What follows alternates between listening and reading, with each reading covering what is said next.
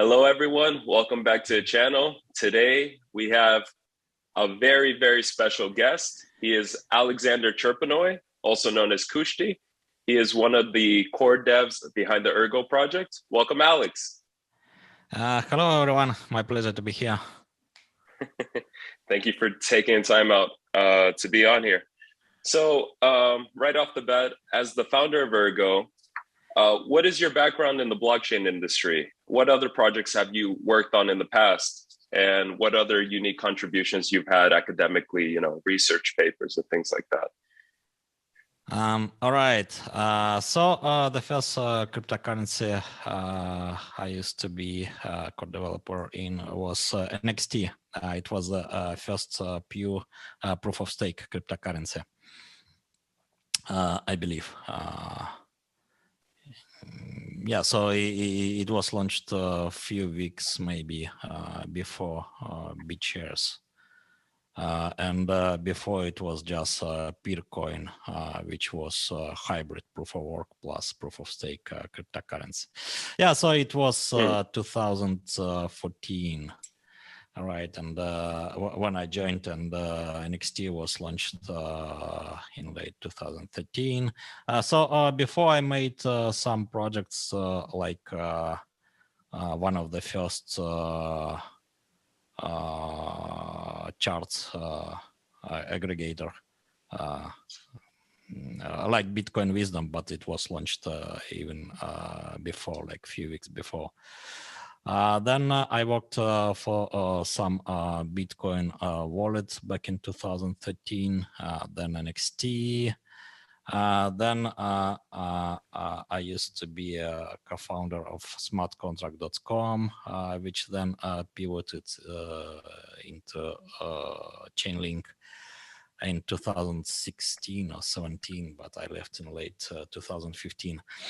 Yeah, then I joined IOHK in late 2015. And yeah, we produced the first ERGO design in late 2016. Right, the development was started around then. So the first announcement was around May or June, likely May 2017. And yeah, so from summer 2017, I'm working full-time on ERGO. And yeah, so as you may know, so I did also a bunch of research papers back at IOHK, IOHK now. Right. So that is very interesting. So helping to bring about the first proof of stake cryptocurrency, and now you're working on a pure proof of work cryptocurrency. What would you say are the benefits of proof of stake, and what are the benefits of proof of work to start, as a fundamental thing, since you have worked on both? Oh, I see. So proof of work is actually simpler from many points of view for developer. Right. So, for example, if you running a node, right, and it's getting some block from outside, so it's not so easy to produce a spammy block. Right, you need to perform work, right, to produce spam. So usually it's not an issue.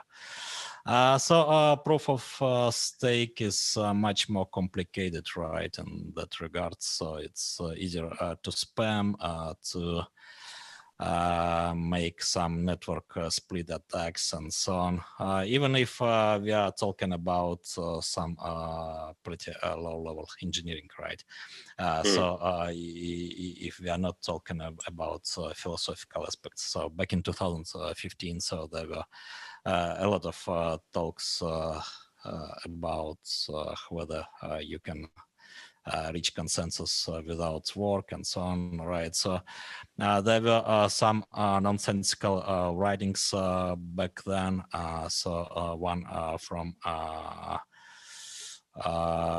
Bitcoin core guy, Andrew Polstra, stating that you cannot reach consensus without producing work, right? But yeah, there was no even definition of consensus in that kind of treatise. And so on, right? So now, well, I think it's quite obvious that both proof of work and proof of stake are working right. And yeah, back then, back in 2015, so yeah, I had some stories when I was literally attacked by saying that I'm working on proof of stake cryptocurrency. So yeah, times are very different now. Now, with proof of stake, you say it has more intricacies because, first of all, it's probably obvious to everybody it's newer, right? The security assumptions of something like Bitcoin have been around for a longer period of time. But we have seen, probably since you began working on a proof of stake cryptocurrency in the mid 2010s, we've seen a shift in the industry where now everybody wants to, most people want to do, most projects want to do proof of stake. And proof of work is seen as this energy consuming, inefficient way of providing a consensus layer. It's, like you said, it's very complicated, right? Do you feel like it's easier to centralize a blockchain through proof of stake because there is no work involved? Hard to say. So actually, the biggest problem with proof of stake is to be decentralized from day one, right? So you need to solve the problem of initial distribution, and that was the critical issue for NXT, by the way. So it had ICO done on Bitcoin forum. And there were like 20 plus participants, like 23 or 24 or something like that. Right, so there were no big ICOs back then, right? And actually for proof of stake cryptocurrency, it's better to do some big ICO, right, involving a lot of people, than you have a chance to get it decentralized. So in case of NXT, so more than 90% of stake was controlled by just few whales, right? Right. And yeah, then it's not quite decentralized, right? But yeah, the was no understanding of that back then, and well, there was no industry for ICOs, right? So back in 2013, so we had just a few ICOs, and well, they were poorly made, right? By standards of 2017 even. So yeah, usually it was just about some forum posts, right, and then fundraising, well, via some wallets, right, and there were not much people around. So yeah, so for proof of stake, I think the biggest problem is well, the initial distribution problem. Right. What do you think about the narrative of proof of work being inherently inefficient because you are expending all this energy when you supposedly have a more quote unquote environmentally friendly way of providing consensus? I have my own opinions. I'm just trying to get your thoughts about the larger narrative because there's a bit of a conflict, right, between proof of stake, proof of work, and how people view these both of these things. Right. So in regards with TPS, right, for example, I guess it's the same after all. So you have bottleneck at the networking layer, right? If you do both proof of stake and proof of work in a best way. Then yeah, so you burn energy in case of proof of work, right? But yeah, that's essentially the nature of the digital gold, right, narrative. So you need to spend some external resource, right, to get the new tokens minted. So it's not just about consensus, right? So it's also about distribution, right? So in case of proof of stake, well, you whether doing ICO or just spreading tokens somehow, and then it's not fair distribution, probably, right? And yeah, in case of proof of work, so it's well, we can say fair distribution, right? Because everyone can do mining potentially, at least. And yeah, there is also free competition there, right, for better hardware and for cheaper electricity. And so as a developer, well, I'm not affecting, right, this competition directly, at least.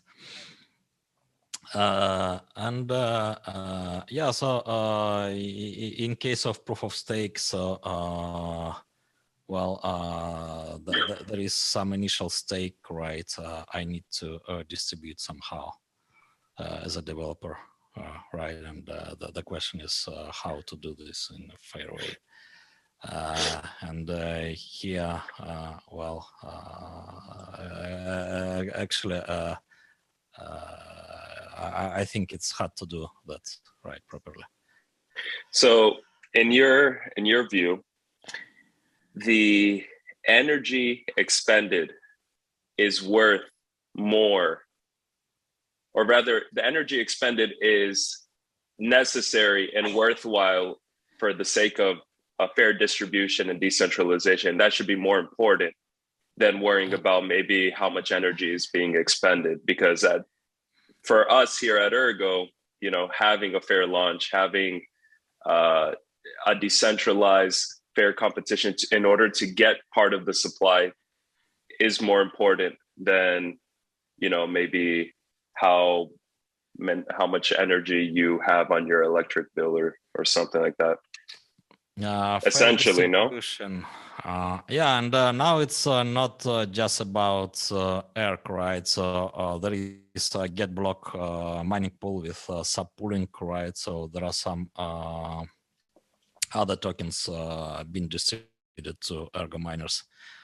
So there is a Comet subpool and Neta subpool, right? So you can get other tokens by doing work. Yeah. So yeah, other tokens are using this distribution method, right? So it's fairness. But yeah, so you also burn energy to have kind of digital gold as output, right, in this process. So in case of proof of stake, basically there is no notion of production cost, right? So it's about zero. Yeah, you can do well things on your computer if it's kind of true peer-to-peer cryptocurrency. Well, in case of pseudo blockchains like Solana, right? So you need to run data center, but yeah, it's quite different story. So there is no production cost here, right? Or it's pretty complicated, right, in this centralized setting. Sure. But yeah, in case of Ergo, so there is a production cost, right? So you need to buy hardware, you need to maintain it, you need to burn electricity, right? Then you get some tokens. Then it basically means there is some production cost, right? And yeah, if ERCs you mine worth less than you spent, right, on mining, then probably you will switch your hardware off, right, or jump on another coin. Well, actually, it's not so simple. It's not so simple, right? Because there are many cryptocurrencies in the equation now, right? yeah. So miners are usually mining in any case, just trying to choose the most the coin well with a brighter future, right? Yes. Well, you know, Yeah, wow. it's also quite complex story. Yeah, it's a complex story. Now, I feel like proof of work is necessary because everything inherently, when you give money or value, should have some sort of labor, good, or service behind it, just like the real world, right? But now we see that, in my opinion, Bitcoin was created after a time of over-leveraged debt and a lot of irresponsibility with loans. Now we see things in the DeFi space that kind of emulate those things, Celsius and other protocols. And everybody's looking for a return on their investment without doing work. Yeah. How do you feel about the current state of DeFi? And how can we improve it as an industry? Yeah, it's a pretty sad state, I need to say. Yeah.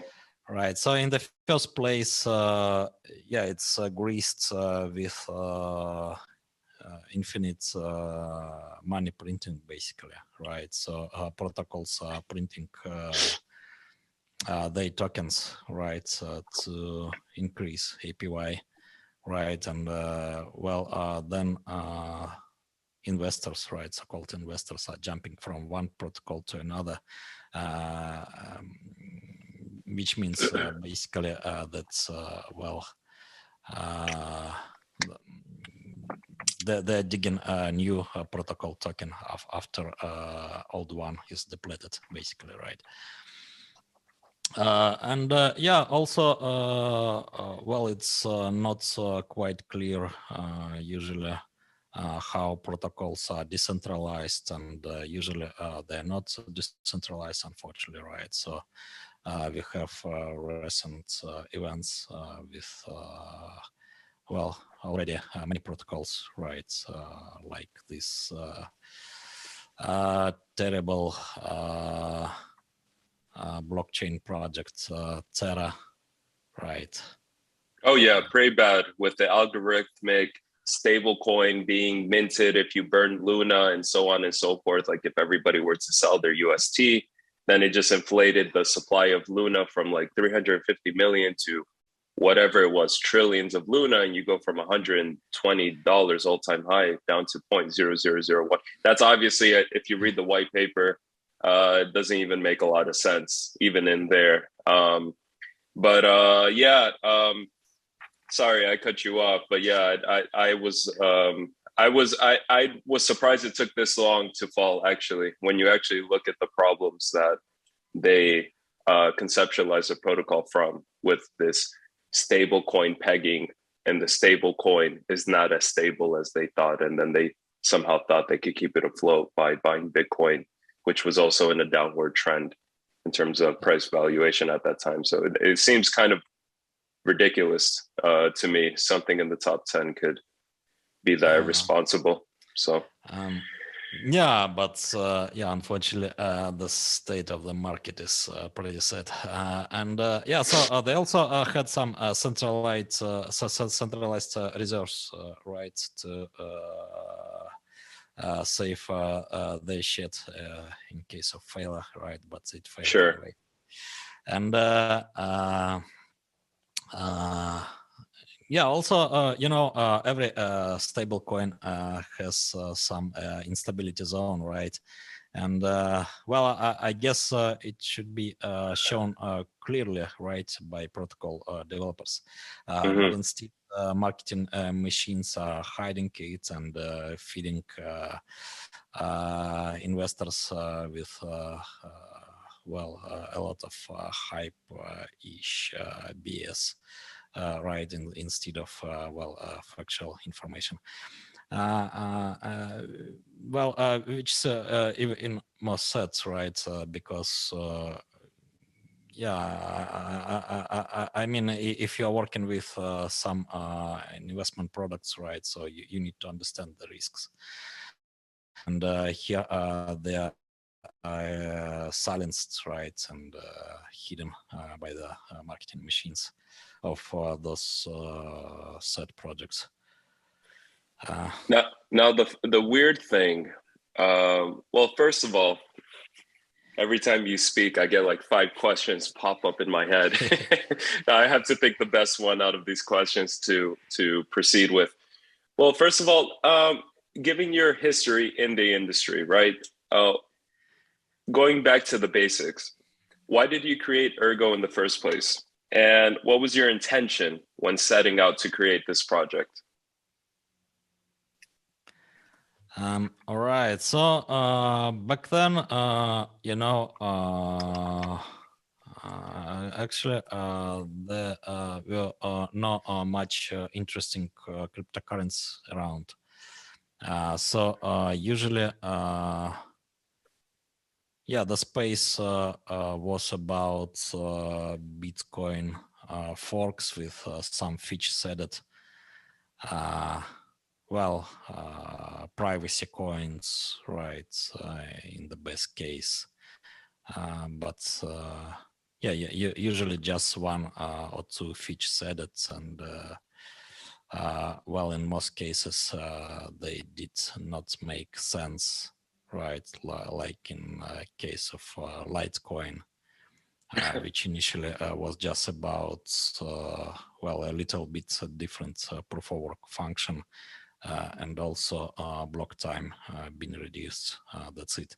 Right, so Namecoin, which just had this DNS DAO, right? NS DAO, sorry. So yeah, so the idea was, but yeah, there were a lot of papers already, right, with proposals. So I read all of them back then. So the idea was to combine best ideas, right, in some sound design. And so to have some well, scalable, right, cryptocurrency, but also simple, right, and powerful. So yeah, initially, well, it was designed without contractual layer even. So there were just raw thoughts about it initially. So the idea was to make well, somewhat superior in regards with scalability cryptocurrency, but also without introducing anything well, potentially dangerous, right? Right. Well, uncertain, like ZK snarks, moon cryptography, right? Or well, some protocols based on slashing punishment and so on, right? Because it's not quite clear how they work in the long term. This so-called crypto economic security. Yeah, so moon cryptography also could be dangerous, right? So the idea was to make some pretty conservative but also scalable cryptocurrency, right? And then we also get this extended UTXO layer right there. It was done a bit later, mostly around 2018, right? So, and yeah, we also had this support for cryptographic protocols as applications, which is still quite unique feature of ERGO. So these Sigma protocols mixer we have as an application, right? Not as a part of the core protocol like in Monero, for example, or Zcash. The idea finally was to have somewhat simple and powerful and scalable design, right, for cryptocurrency. So kind of real Bitcoin 2.0. Why is it important to create a Bitcoin 2.0? What are the shortcomings of Bitcoin? Oh, so actually a lot of things, which were discovered later and still not there, right? So even UTXO set commitments are not there. So well, Bitcoin community is discussing them since 2012, right? And still they're not there. And Ergo is doing like 2 steps ahead of that, right? So Ethereum introduced well, authenticated states, right, with yeah, authenticated data structure, dynamic one, built on top of well, the set of accounts, which is somewhat they're having instead of UTXO set. Right, but in case of Ergo, so we made 1 step ahead, right? So we are superior in regards with Ethereum. Do you think there will be a future where good crypto projects and blockchains can decouple away from the price movements of something like Bitcoin or Ethereum? There are cycles anyway, right? In markets, right? And so you probably cannot avoid them, right? Because well, they're about everything around. But yeah, I think well, to some degree, decoupling can take place. What do you think the role will be of Bitcoin in the future? If the technology is so difficult to improve intentionally, it's very difficult to modify on purpose, right? What will be the purpose of that going forward? What will be the role? Will it just be a digital gold that people just buy and hold and hope that the next person buys as well until it's all out? Or, you know, what will be the role between something like Ergo and something like Bitcoin going forward when people actually have to do things with the technology underneath it? So I don't expect for contracts on top of Bitcoin, right? Non-interactive mixing or whatever. So there are some proposals to have contracts on layer 2, but that's kind of a different story. And it's also usually about quite complex design. So I'm not expecting for layer 2 contracts on top of Bitcoin will succeed in next 5 years at least. Yeah. What do you attribute the market cap of Ergo to? Is it because fundamentals aren't as sexy as hyped marketing and exchange listings? I think people coming from the rest of DeFi, a lot of them come and they say, well, Alex, where are the exchange listings? Where's the marketing? Where's this? Where's that? And it feels Yeah. like the fundamental approach on technology has always been the North Star, the guiding principle. If the technology is so good, why are we still so low in the market caps? Yeah, I think it's about liquidity, right? Markets probably, but I need to say I'm not very proficient about that. And yeah, it's about TVL, definitely, right? And TVL is going up. I think it will go up, right? Theoretically, right, when TVL increase rate, I will surpass issuance of new ERGs, then the price will go up, right? I mean, theoretically.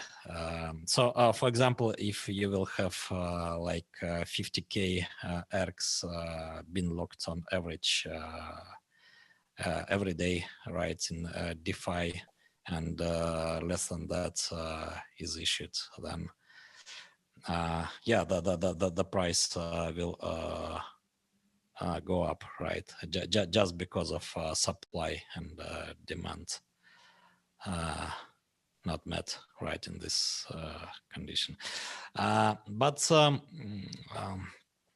are also other factors, right? A lot of them, like people who are just hodling, right? So you need to account for them. So some coins are just lost and then subject for storage rent. And you also have some ERGs which are just sitting in wallets, right? Like Bitcoin hodling. So we have ERG hodling. A lot of factors. But yeah, I think with emission been reducing with time. So yeah, other factors will prevail, right? Yes. Emission. So with that being said, this idea of having, if you go back to your 2019 mainnet launch presentation, you talk about ERG being a digital gold, but also as a storage of value, but also as a utility token or coin to be used for all of the development and dApps being here. The similarities between and parallels between ETH, how ETH is used for interacting with protocols and different aspects of the things that are being built on top of that protocol, but also as a digital gold like Bitcoin. From my understanding, I've analyzed hundreds of cryptocurrencies. I've never seen a protocol attempt both at the same time.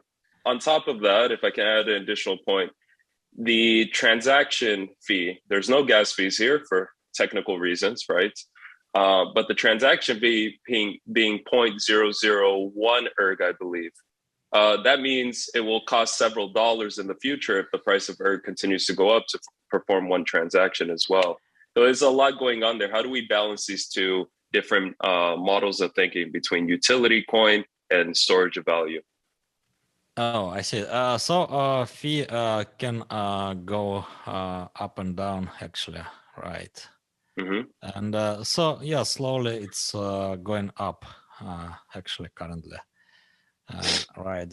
But can go down eventually in ERC. The protocol is neutral, right, to that. So it's up to miners and users to choose some appropriate level. Actually we have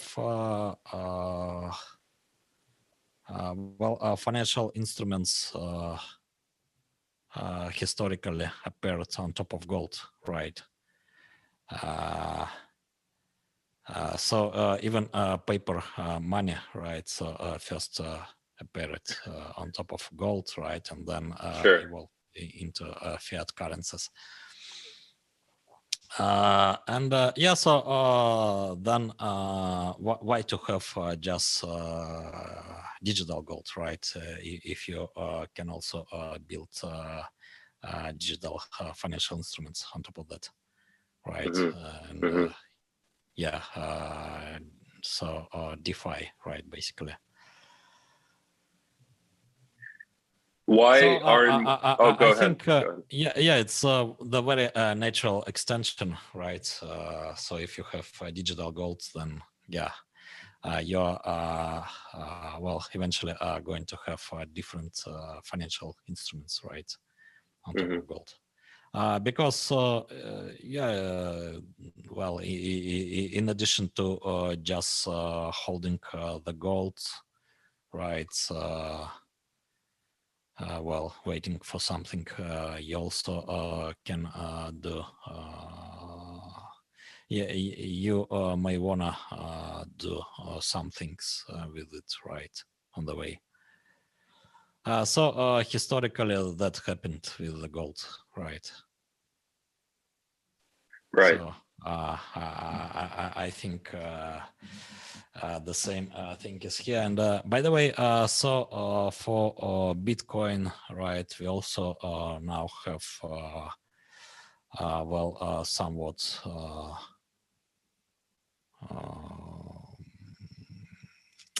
well, a set of instruments, right, on top of it.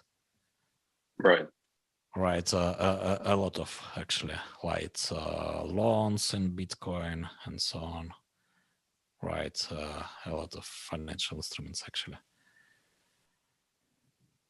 Yeah.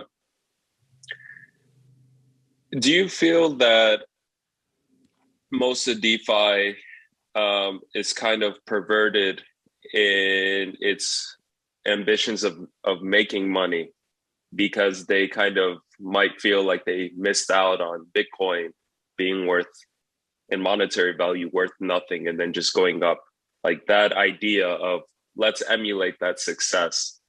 Do you feel like that's what's added to the a lot of players in the DeFi space being irresponsible and claiming decentralization when it's centralized, and just the pursuit of the almighty dollar, right? Because what you're saying and the way Ergo is thinking about these problems, they're actually trying to solve solutions first, and the market cap is supposed to be an after effect. And a lot of protocols, the market cap is the first thing, and then hopefully it serves some sort of utility down the line. And if it doesn't, oh well, we've made a bit of money. We have insider token allocations. We're good to go. The retail investor should know their assumptions, but if the protocol is not transparent enough, they're not able to really know what's going on behind the scenes. But I mean, in my opinion, the reason I ask that question is because I do feel like a lot of people feel they missed out on Bitcoin, and now they want to emulate the financial success in a short period of time versus starting with principles and building something that actually can help people. Like 1 year ago, so we had a conversation with one, well, very well-known DeFi project, right? Blockchain project, which is well, multi-chain DeFi project, and was maybe in top 50 back then by market cap. Right, so well, we started to discuss possible ways to collaborate, but shortly instead of well, discussing these guys from that project started to ask what is Ergo, right? What can it provide to an average user and so on. And so finally, they started to lecture us, right? And well, basically the message, yeah. I can maybe send it a bit later, right?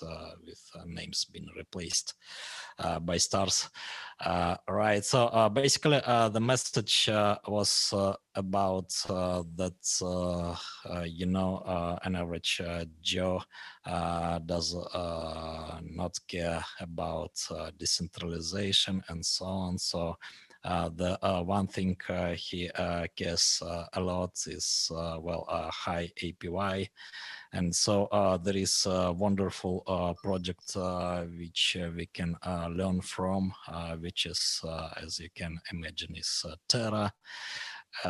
So yeah, that's the usual attitude in this space, unfortunately. Right. So yeah, I mean, I had a lot of conversations with those projects.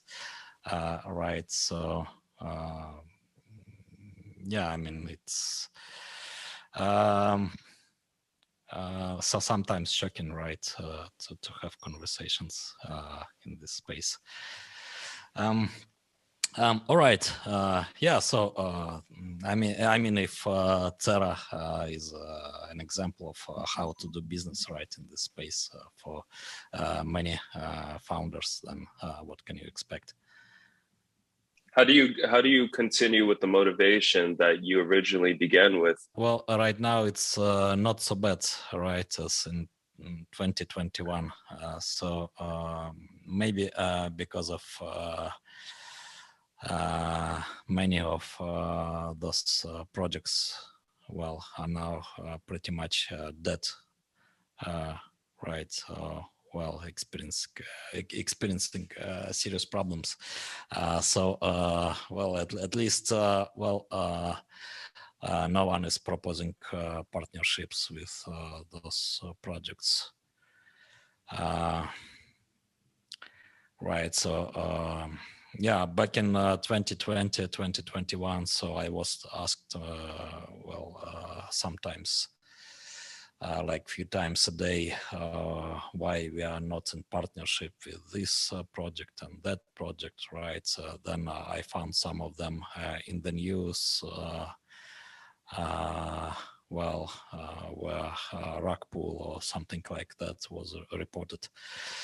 Right. So yeah, now, well, it's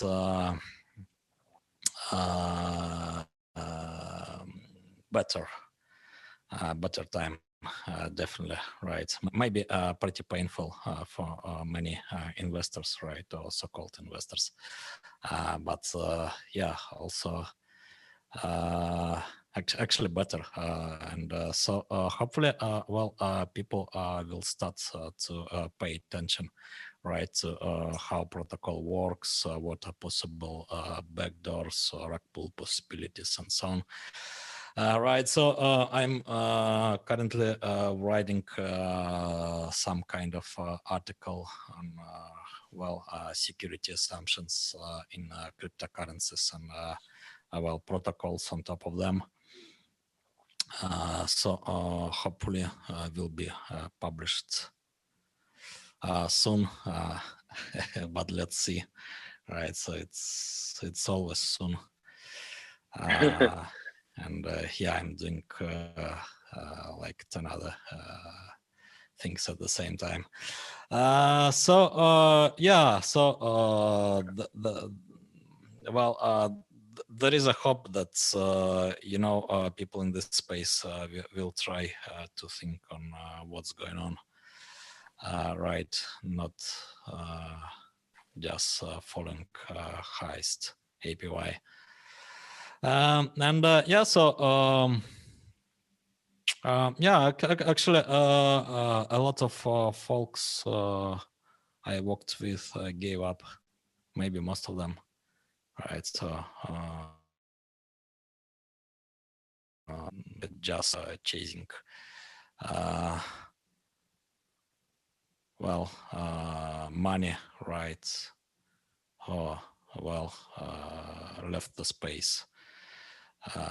Right, so not talking about decentralization and so on. So yes, sadly, well, not some many old folks actually around now to have good talks like in old days. But yeah, what can I do? So I'm doing my best, right, to the things around. That's all I can do. Right. Well, you are one man. Who are the other core members of the Ergo team? Right. So we have Amitabh. He's still active. So he left around 2017, then back in 2019.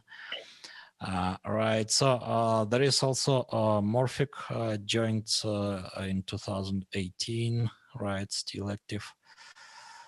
So Greenhead joined, yeah, also around 19, late 19 maybe, so still around. So Ilya joined around 2019, and yeah, now leading ErgoDex, right? So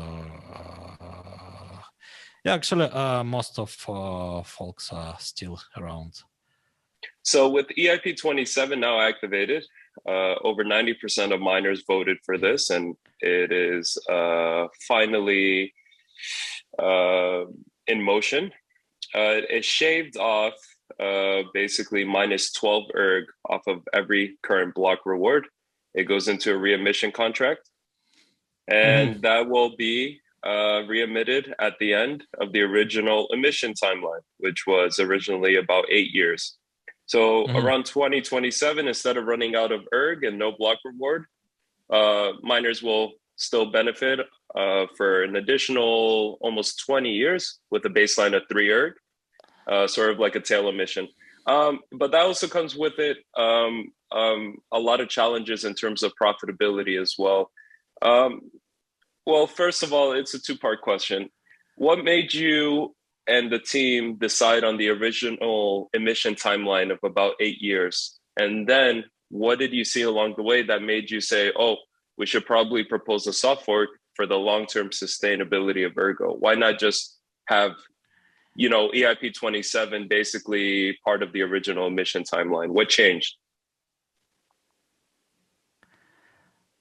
All right, so a few questions here, right? So, well, the original emission was proposed by Dmitry Meshkov mostly, so we discussed this it for sure, but yeah, well, there were a few considerations there. So, you know, unlike Bitcoin, Ethereum, Monero, and so on, right? So emission in Ergo is done via contract only, right? So,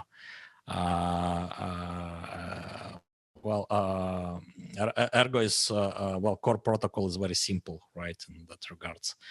So there is some contract which is locking all the ERGs, right, since day one, and it's releasing some number of ERGs per block, right, according to schedule. And so what can we do, right, is to create sources, right, of mining rewards. So now we have subpooling, right? We have transaction fees going up, right? So currently it's about 40 ERGs a day, right? And 1 year ago it was like 10 times less, maybe, right? So transaction fees are going up, right, with more complex contracts getting into the wild. So we also have storage rent, right? And well, the first outputs will be charged in 1 year, right?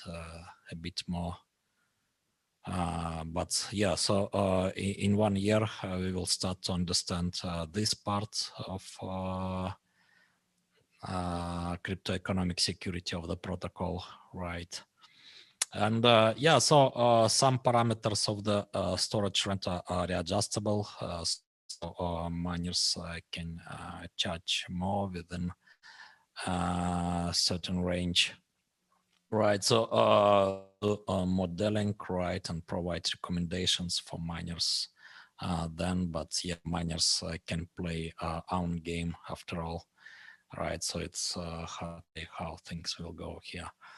Yeah, so there are things like subpools, right? So they're already working, and miners already jumping on get block pool to get additional rewards. So, and then yeah, we have constant rewards of 3 ERGs, right, which will last for many years. And well, like in case of Bitcoin, this is white box information, right, available to anyone. So it will affect pricing then maybe like in Bitcoin, right, where halvings do affect pricing a lot, actually. But yeah, so we can also expect some side chains, right, to be run on top of Ergo, and it will create additional income. By the way, like in Ethereum, we can expect for miners doing games with DeFi protocols, right? So getting MEV, so miner extractable value here also, right, to some degree. Yeah, I think here Ergo is well protected much better than Bitcoin, Ravencoin, and so on, right? And maybe, yeah, Ethereum, but Ethereum is going to do suicide, right? The proof of work cryptocurrency. So yeah, it will reborn, right, in somewhat totally different. So it's hard to say about its future. Yes. Well, you know, I think Ethereum committing suicide could only help miners find a different home, obviously, right? We talk about that proof of work requires you to expend your own fiat money to gain the infrastructure in order to mine. It is probably less likely once you have that mining infrastructure that you are going to just go sell everything after you learned, you know, this very tiny business that you set up for yourself. So, you know, the chances are that ERG stands to gain a lot of those miners from Ethereum looking for a new home, and maybe even disillusioned with the fact that they are ultimately not given the same amount of significance for securing the protocol as they should. And here on Ergo, at least we have you know, the software proposals are only capable of being voted on by miners, as I understand it, right? Yeah, sure. So that type of power, it might not only be about profitability, it might also be about how people are treated with importance, you know, seeing as that contract with Ethereum of profitability and fair treatment is ultimately has been eroded over the years, right? We're going to burn a certain amount of the gas fees, and that takes out a miner's profitability. So I think consensus will be big, but also responsibility of a protocol will be something I hope a lot of those ETH miners right now in the future they look at when choosing their next project to park their hash rate in. So hopefully they'll come here. Yeah, and ETH does not care about soft forks even, right? So they're just doing hard forks all the time. Sure. Miners are not voting then, right? So they just needed to update when, benevolent leaders say so. And Yes. there is also a difficulty bump there in Ethereum, which is kind of endless circus, right? So they always postpone it, but not switching off, which doesn't make any sense. So if you have, really a decentralized network, right? So peer-to-peer network, where, most of participants are just ordinary users with nodes been running on laptops, right? Then, it's the bottleneck. There is limits, right? About how big blocks the network can process, and how many transactions it can propagate per second, and so on. Right, and those limitations are basically the same, right? Whether it's proof of stake or proof of work, right? So I mean, you have the same network still. So what can you do? You can do some centralized pseudo blockchain, semi-centralized, like EOS or Solana, right? So you can have just a few data centers exchanging data. Then you can brag about high TPS, right? But yeah, it's quite different story, right? So if you have all the validators living in data centers, right, and spending thousands of USD per month on validation, right? So it's a quite different story. It's a very different network by nature and by properties like censorship resistance and so on, right? So it's totally different story. And it's not a real Nakamoto like blockchain protocol, right? Do you feel a lot of how do you feel about this idea of regulatory clarity coming into the industry going forward? Do you feel a lot of these DeFi projects will be deemed perhaps securities because they share more in line with a company and stock share offerings of a stock than they do of the original Bitcoin itself? Do you think regulatory clarity will help to drain out a lot of the centralized entities in this space once we get more clarity on that from governments and things like that? Yeah, maybe. So I'm not proficient about that, right? About legal side of things at all. Sure. Yeah, especially as we are talking about different jurisdictions, right? So yeah, I'm not proficient at all. But yeah, there are a lot of surprising things about those DeFi projects. For example, what they sold in recent years, that is governance tokens, right? And that sounds like security, exactly right. So if you are selling something which is giving voting rights, then as far as I know, this is considered as security. So I don't quite know why they did that, actually. Not quite clear to me. Right. So once you are promising profit, right? So giving voting rights, clearly this security. So yeah, there is also some regulation which is coming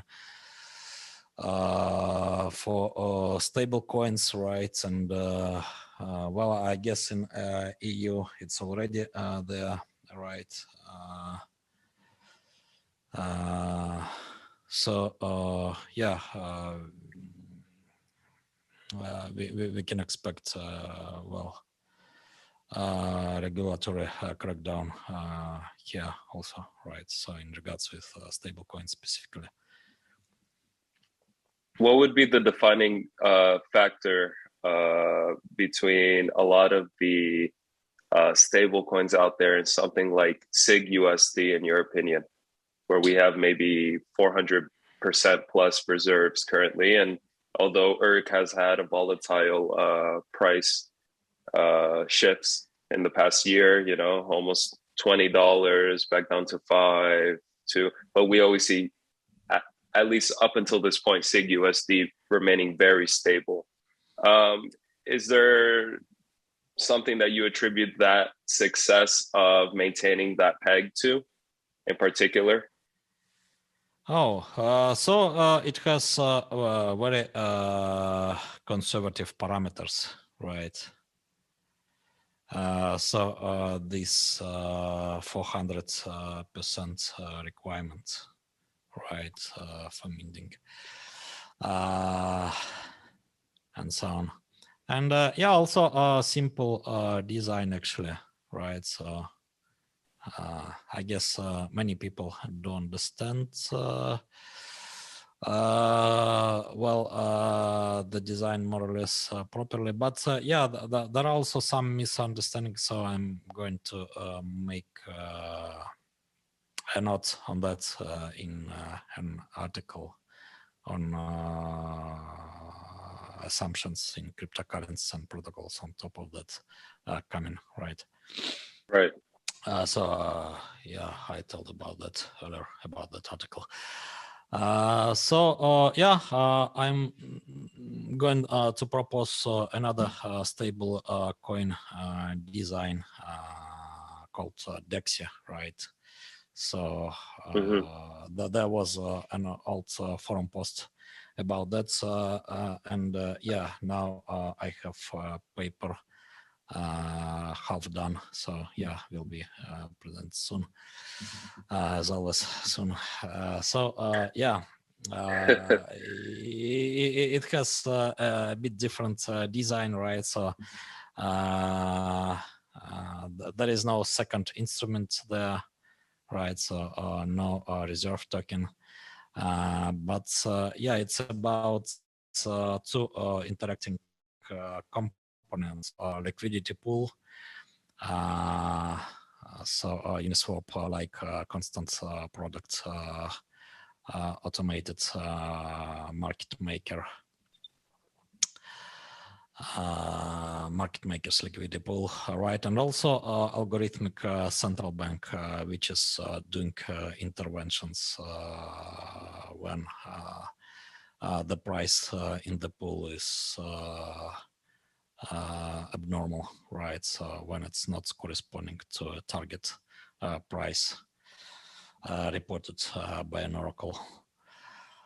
Right, so the central bank is then responsible for minting new stable coins, right? And also for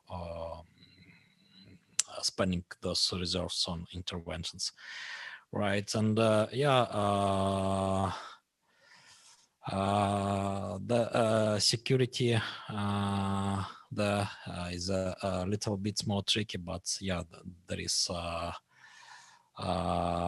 known yeah, analytical solution for reserves as well.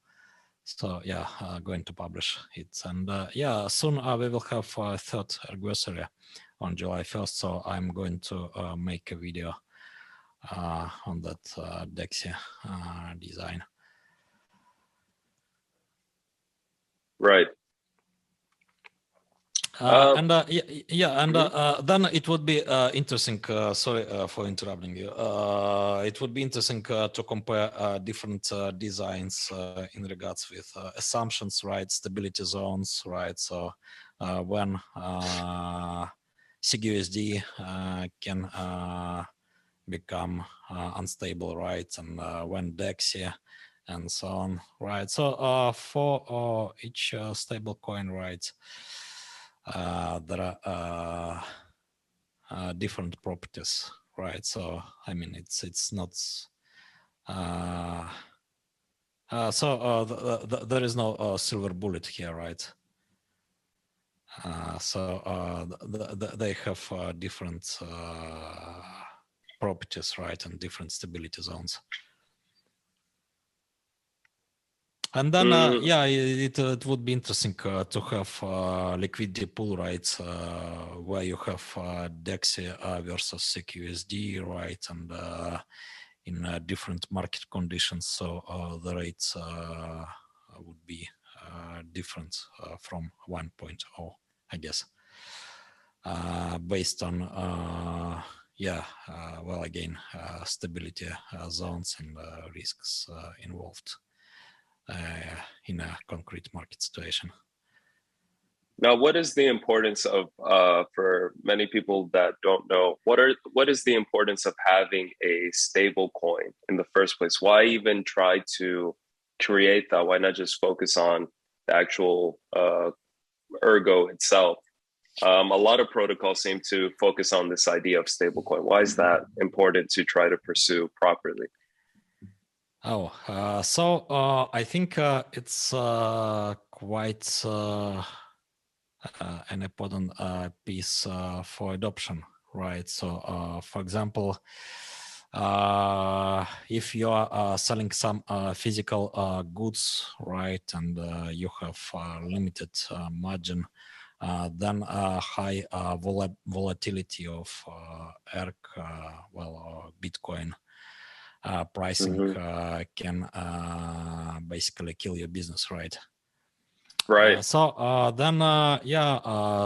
Using stable coins, algorithmic stable coins is a natural solution. Right, so you reduce volatility, right? So still you have decentralized solution and censorship resistant also. Right, and it's also quite good for the base currency, right? So for Ergo, because well, it's been used for reserves, right? For an algorithmic stable coin. Right, so there is no harm to Ergo here also. Do you think ASICs one day will be inevitable for mining ERG, or can GPU mining be preserved and protected for the long term? Hard to say, actually. I'm talking with guys doing hardware design. So yeah, maybe one day, but yeah, it's not ASICs themselves, right?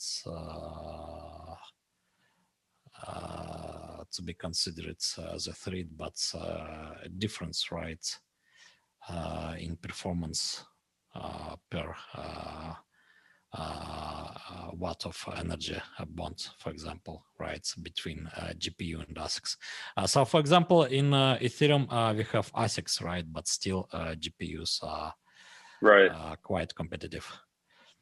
So, in this regard, Ethereum's proof of work algorithm is quite good, right, about ASIC resistance.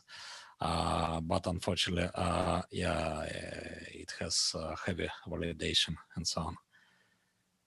Right, so it's not friendly to light clients, for example, and so on. So yeah, that was one of reasons we didn't use it. Speaking about Ethereum, I know the virtual library for Ergo for developers who come on board is increasing, right? And one of the things you've mentioned in a previous video, I think it was an AMA, you want to make Ergo script, which is based on Scala, as friendly as possible for developers to come and be able to use superior tooling, but also learn and also take advantage of the virtual library on Ergo. What do you think if there's a developer from Ethereum building there and they leave? What is the process for them to come and build on Ergo? Could they import their DApp to some extent, or do they have to build it from scratch? What can be done there if somebody wants to join? Yeah, actually, they need to done everything from scratch, and yeah, first thing is to understand the UTXO model, right? So not just Ergo script, but the whole model, Sure. right? Yeah, so Ergo is very different in comparison, but also. Yeah, once you do understand the UTXO model, so I believe, Ergo's design is more secure, right? So no reentrancy and so on, right? So, for Ethereum, it's hard to develop a secure contract, right? So as practice shows, nearly impossible, right? So contracts been broken all the time.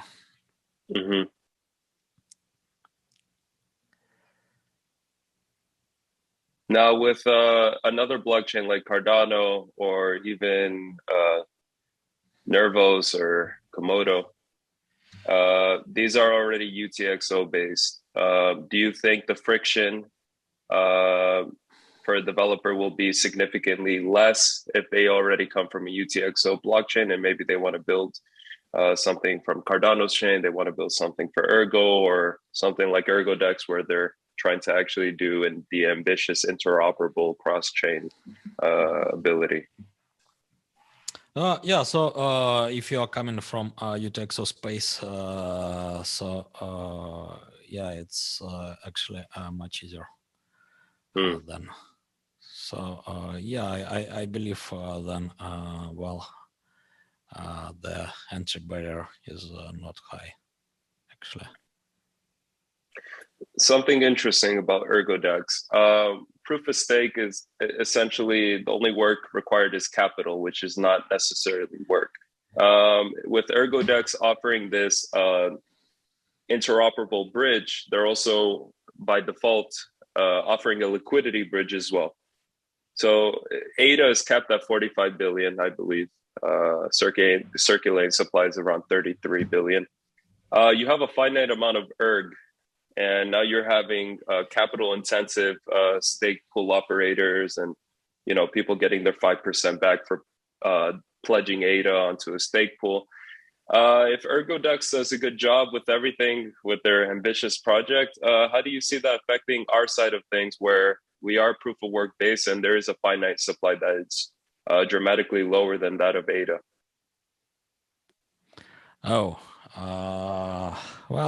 Yeah, good point actually. So I think with bridges, right? So ERGs will flow to other blockchains.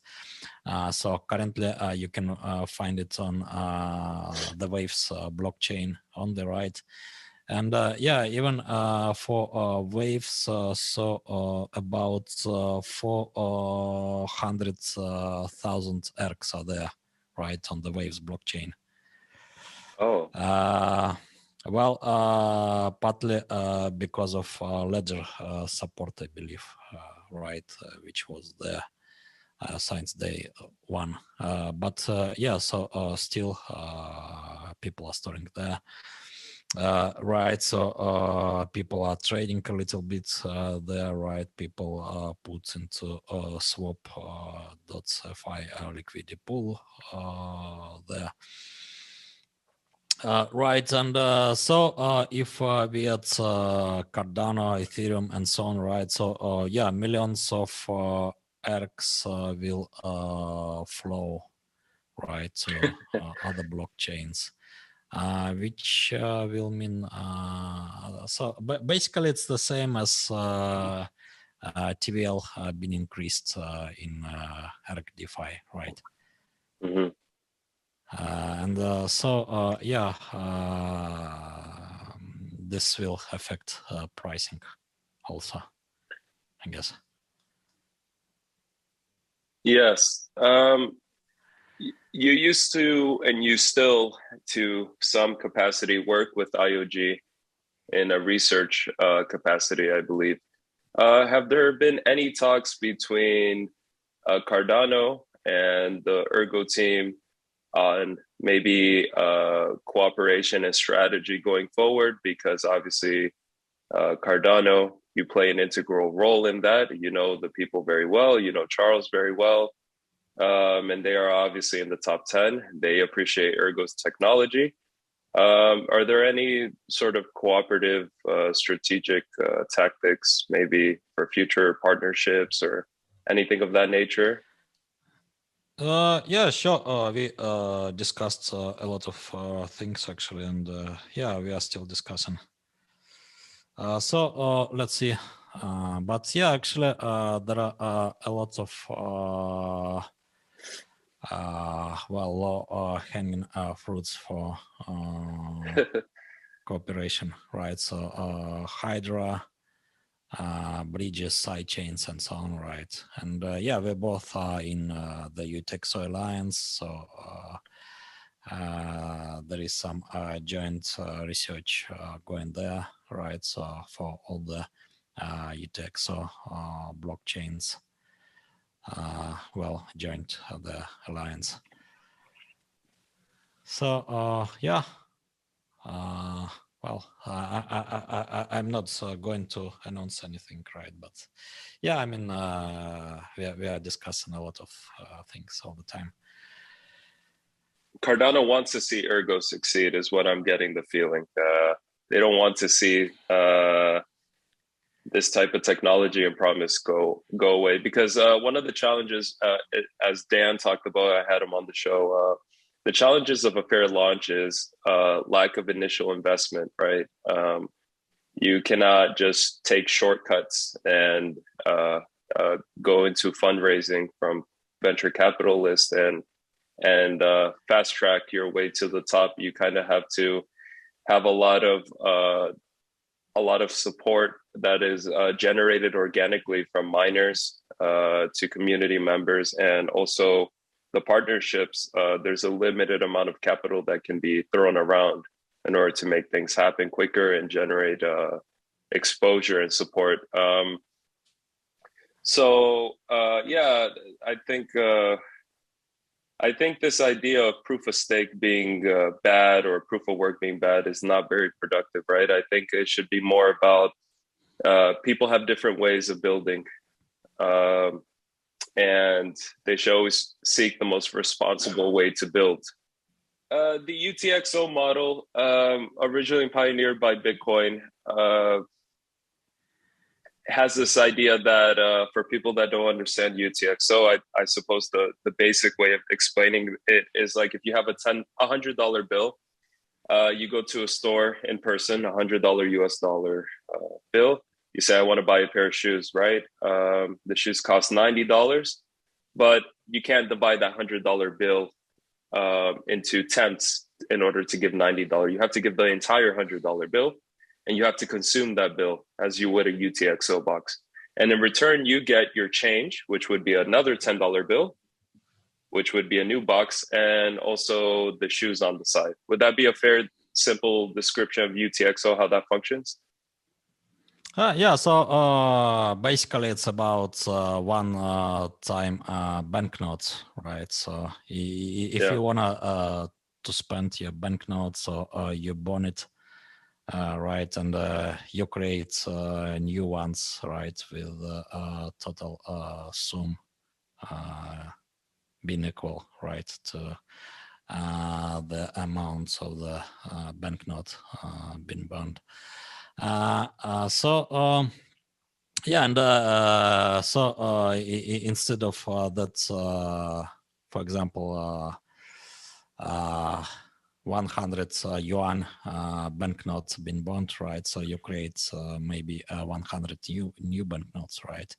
And with different owners even, right? So, and if you wanna to just send like 40, right, to someone, so then you create two banknotes, right? 60 to yourself and 40 to that person. But yeah, it could be more complicated. So there are transactions in Ergo network with 50,000 outputs, right, and a couple of inputs. Means like two banknotes were burned, right, and 15,000 created. Right. And yeah, and so yeah, it's maybe not very natural, right, accounting model. So why is the UTXO model, apart from obviously helping to prevent bottlenecks, why is it superior to the account-based model in general? Because the account-based model is kind of like if you have a debit card or a credit card and you go balance to balance, right? So that's where you get into certain vanity metrics like transactions per second, which you've mentioned before is not necessarily how many transactions, is more of the content within each of those transactions, right? So what powers does using the UTXO transaction model provide protocols versus an account-based model? And why aren't more protocols using UTXO? All right, so UTXO model is simpler, right? Because usually, accounts are mimicking UTXOs, right? So they have some hidden fields called nonce, right, which is increasing on any payment outgoing. Because otherwise, you can create payments in parallel, right? And they could be conflicting and so on. Right, so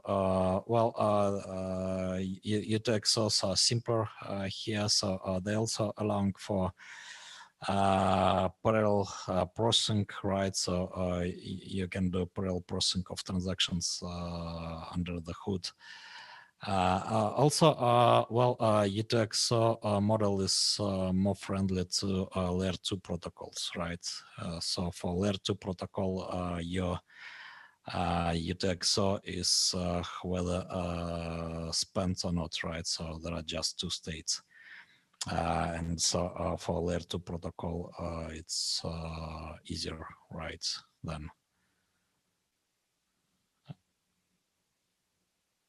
So here's an idea.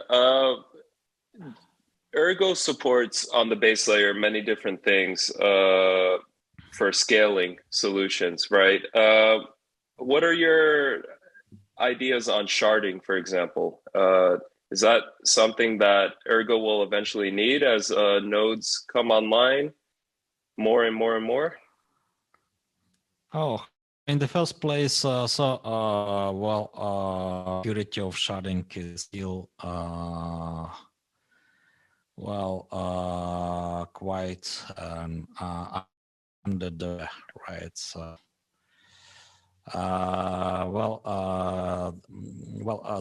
there are no comprehensive security models here still, to the best of my knowledge. Yeah, also, it's hard to say whether it's worth it, right? So it depends on actually inter-shard communication patterns, right? And how heavy inter-shard communication is. actually in practice. Right, but yeah, so for sharding, you also need to pay more, right, in emission. Do you have any thoughts on, for example, a relatively new project called Alephium? Do you have any thoughts on them and what they're doing? Because when you look at it, it kind of shares some parallels with Ergo to some degree. Yeah, so actually, yeah, we had a lot of talks with Cheng, right? And yeah, we both are in UTXO Alliance also, by the way. Yeah. So Ergo and Lithium. But yeah, in regards with the sharding and proof of less work, so yeah, I still haven't checked in details, to be honest.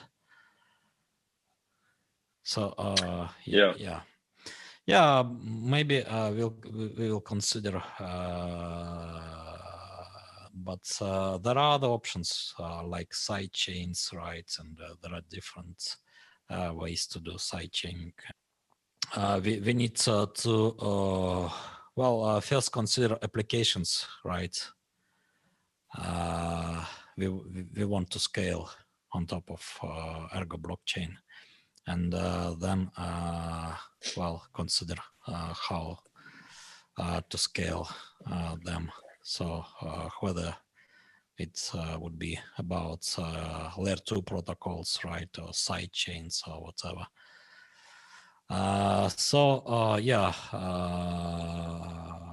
currently we already have some applications profile, so we can start this work soon. I mean, we already have some data for that. So it will be not some imaginable work, right, but some real work for real applications run on top of Ergo. What do you think are a few of the missing links and barriers for the everyday person to actually use a cryptocurrency in their everyday life? All right. So yeah, I think so. For introduction, maybe it's better to start with stablecoins, right? Mm-hmm. So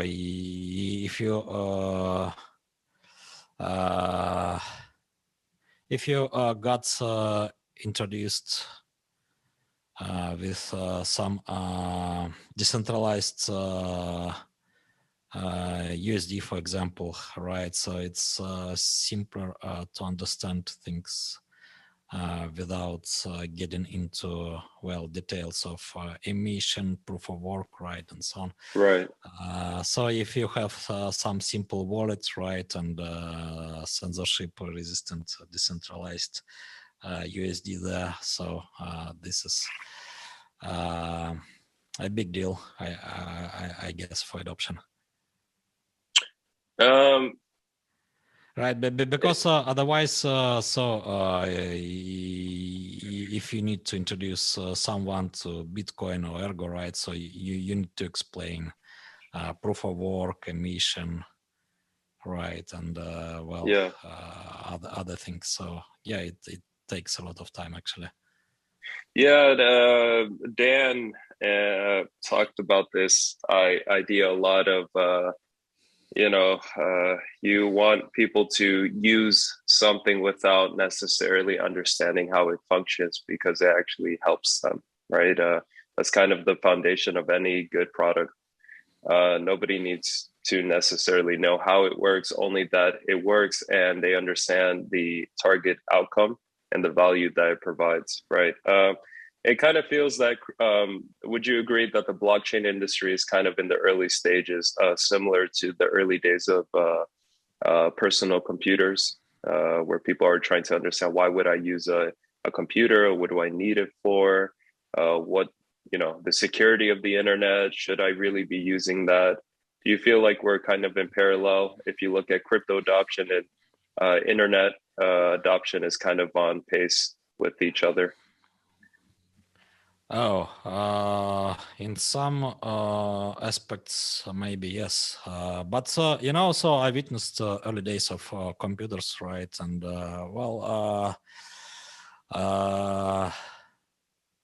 I mean, they were not easy, right, to work with. But some results were visible immediately. So, for example, you know, my father did his first PhD with a typing machine, right? How's it called? Type machine, right? Typewriter. Yeah. And yeah, so second PhD, right? So doctoral thesis he made with a computer, right? And that was totally different experience, right? When you can edit something without redoing the whole chapter, for example, right? When you can insert graphs, for example, right, easily, charts, and so on. So the same with internet. So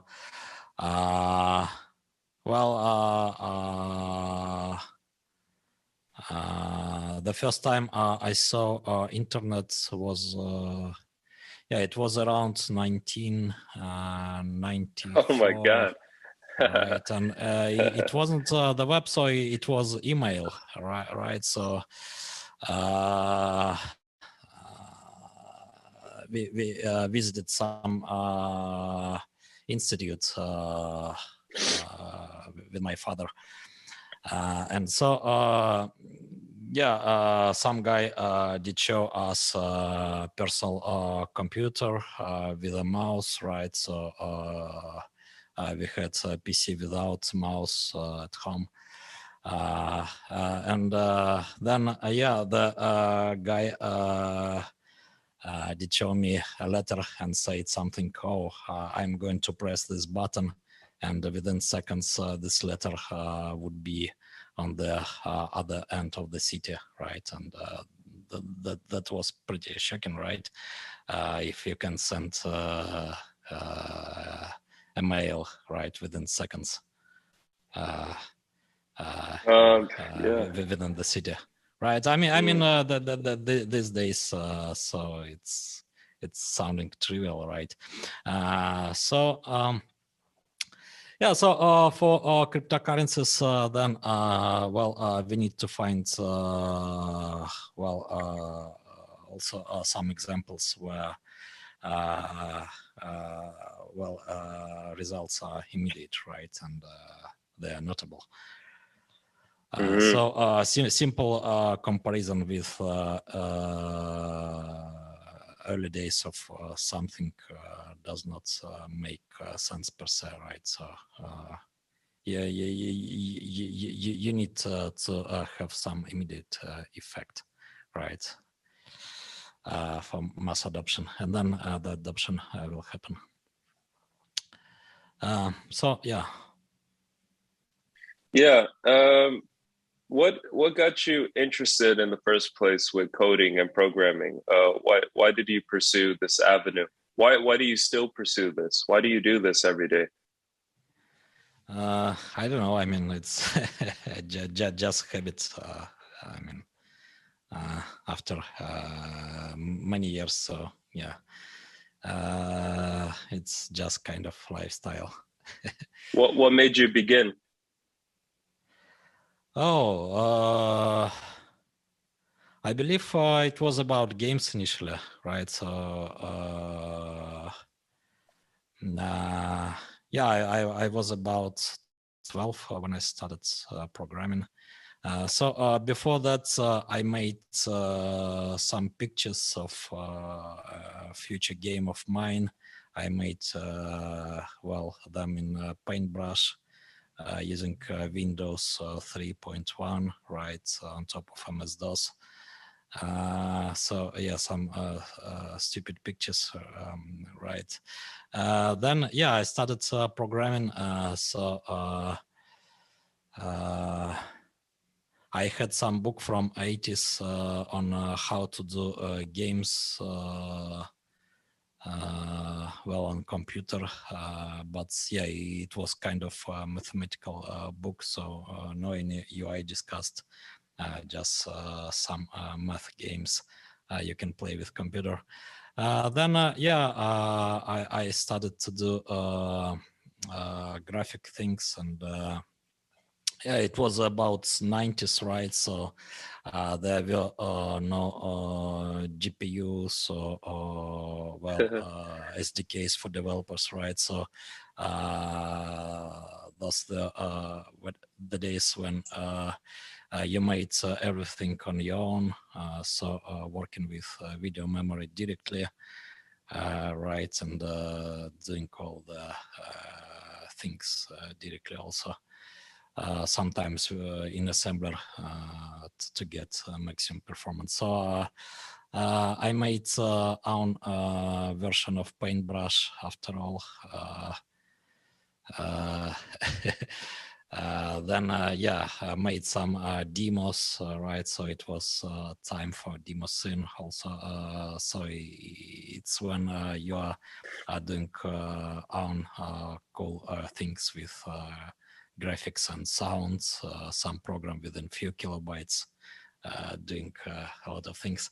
Then yeah, university, right? And then yeah, some kind of ordinary job. Then I get into yeah, distributed systems and big data before the term was coined actually. And then yeah, cryptocurrency. So yeah, actually I came from distributed systems. And so, well, the initial thought was that this Bitcoin is kind of too stupid, right? So basically from a distributed systems point of view, it doesn't make sense, right, to do the same work on every computer, right? So it's not quite a distributed system, even it's a totally replicated system. So then you are starting to think, why is it so, right? How to make it better? Then you realize that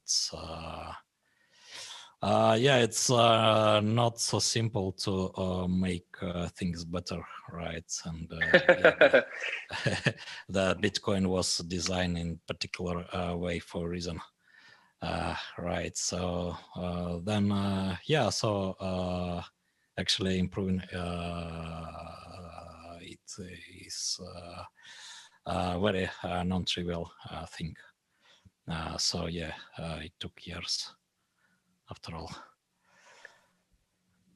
Where were you where were you when you first heard of Bitcoin? And did you know that once you became intrigued with this idea of cryptocurrencies, that you would be where you are today? Oh, so I was interested in peer-to-peer things before Like Bitcoin. torrenting and things like that? Yeah, Tor, and that's decentralized search engine. I've forgotten its name even. And yeah, so you know, there were actually a lot of peer-to-peer protocol trying to replace something, and usually being used by like 200 enthusiasts around the globe. So when I first found some information about Bitcoin back in February 2011, so my thought was that it's about the same, right? So I mean, money without central bank is cool, but peer-to-peer money without central bank is cool, but yeah, it's well, just another thing for 200 enthusiasts, right, around the Right. globe. So yes, somehow I was wrong. So yeah, I started to find links to something about Bitcoin, like articles again and again, right? So I started to dig into it. And yeah, from 2012, I started to study it, well, intentionally. So did you ever feel once you began studying it that you would be helping to create your own protocols with other people and joining all these projects? Did you ever envision this future, or did it take Ethereum starting that kind of opening that can of worms for you to say, okay, now we can really improve on what the foundational elements of this new technology? Oh, so Ethereum came late actually. Well, it started with Namecoin, I believe. Right, so Okay. Namecoin is from late 2012, but yeah, I actually started to play with it since 2013, right? So yeah, it was quite a revolutionary idea. Right, so even Bitcoin was quite mind-blowing, right? So when you can have money with algorithmic emission, right, and without central bank and so on, right? So this is already quite mind-blowing, right? Yeah. And then, yeah, you have name coins, so you have, well, actually, the first DAO, right? So some decentralized autonomous organization assigning names on top of Bitcoin like currency, right? So yeah, it was like, you know, like a thing which is open a can with worms, right? So from name coins, so a lot of new protocol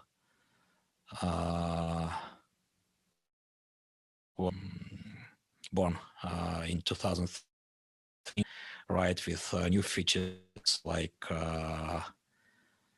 DEX, right? Well, DEX appeared in NXT for the first time, I believe, maybe BitShares.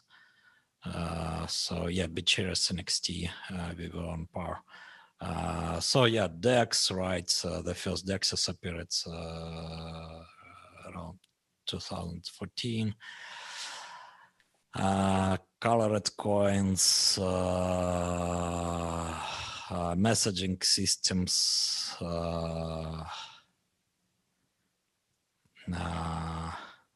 and so on, right? Yeah, mixing, right? So privacy coins. Yeah. So from 2014, and then you know, as well, again, natural development. So it was the idea of Swiss knife, right? So Ethereum.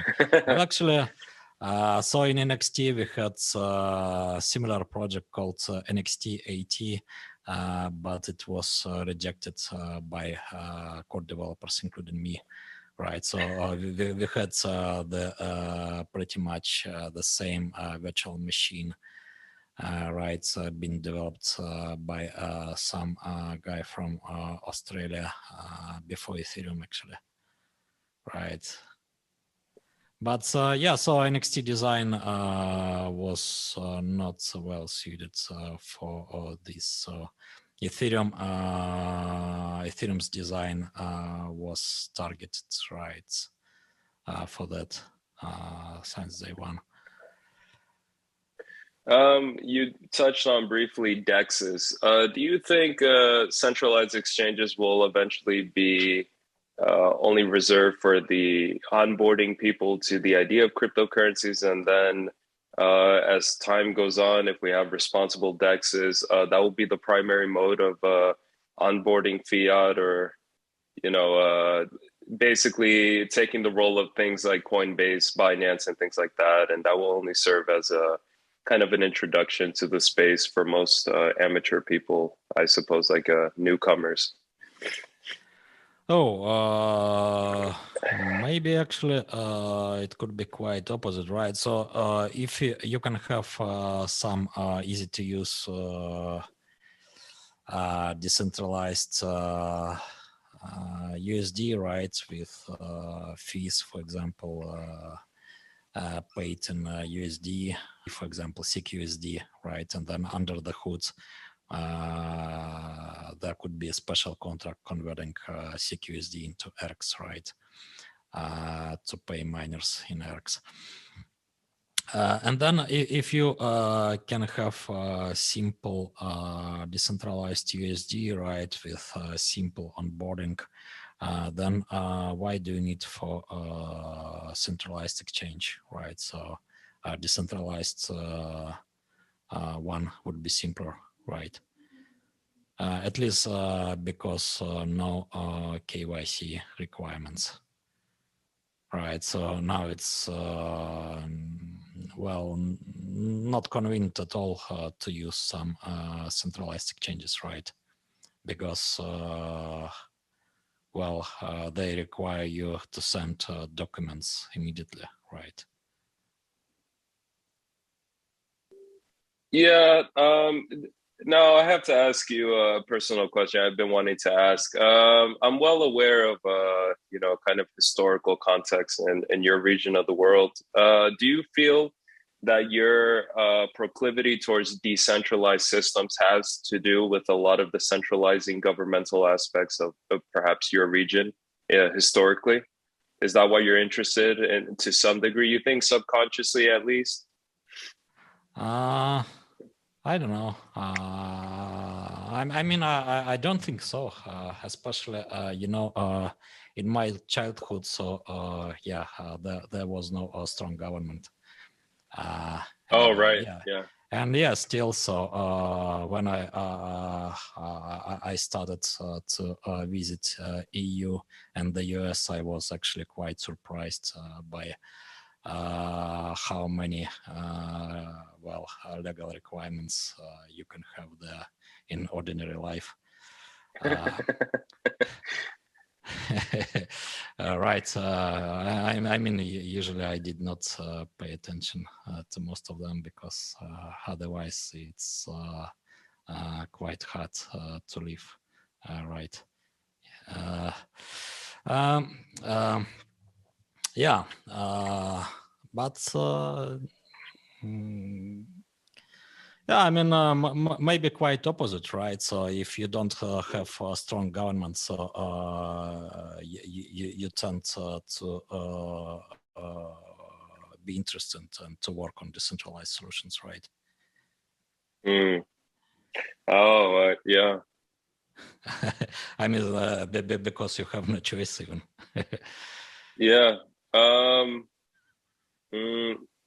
Now, again, another question I have to ask. I'm very curious. In light of recent global affairs, right?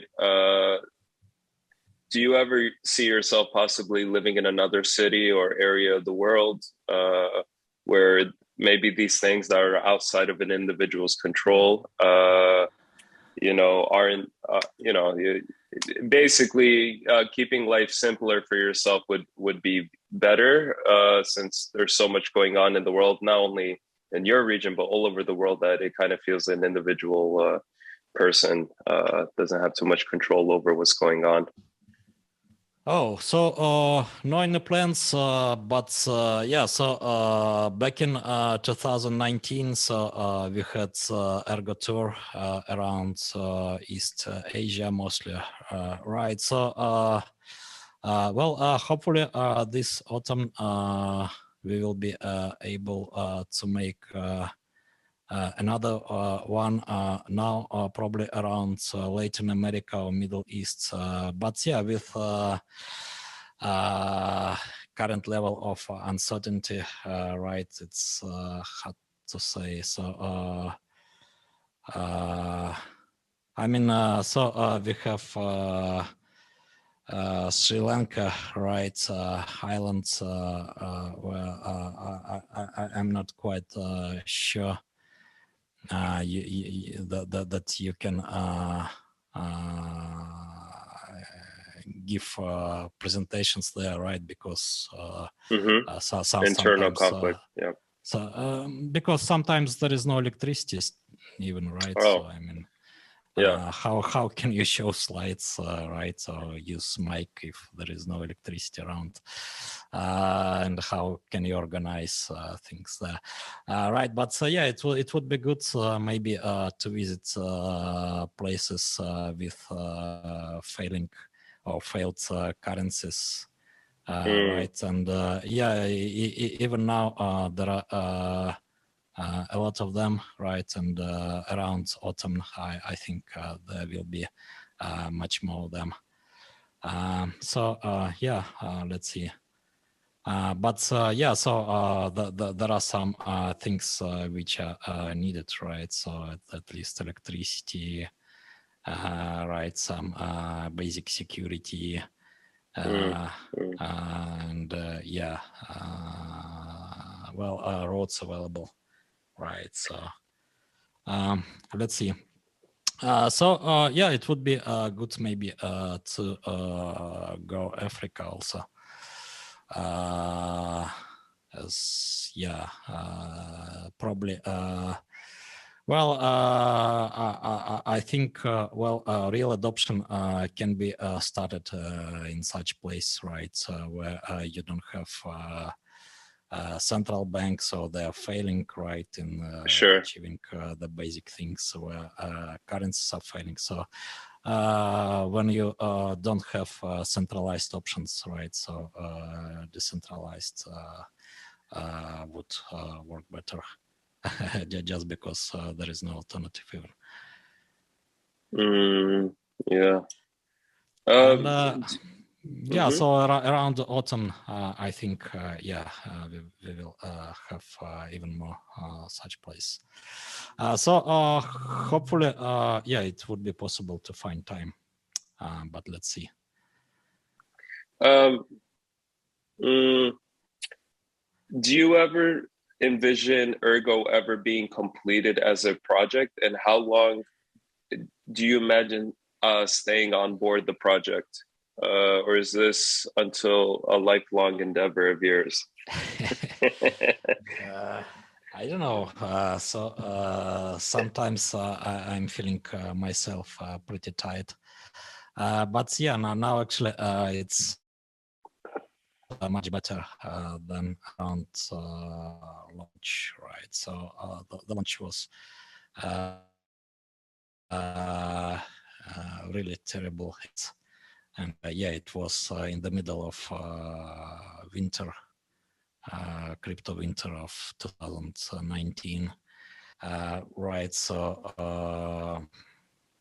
yeah, we lost part of the team, right? So there were a lot of financial issues, right? So I actually spent a lot of personal money, right, on some things.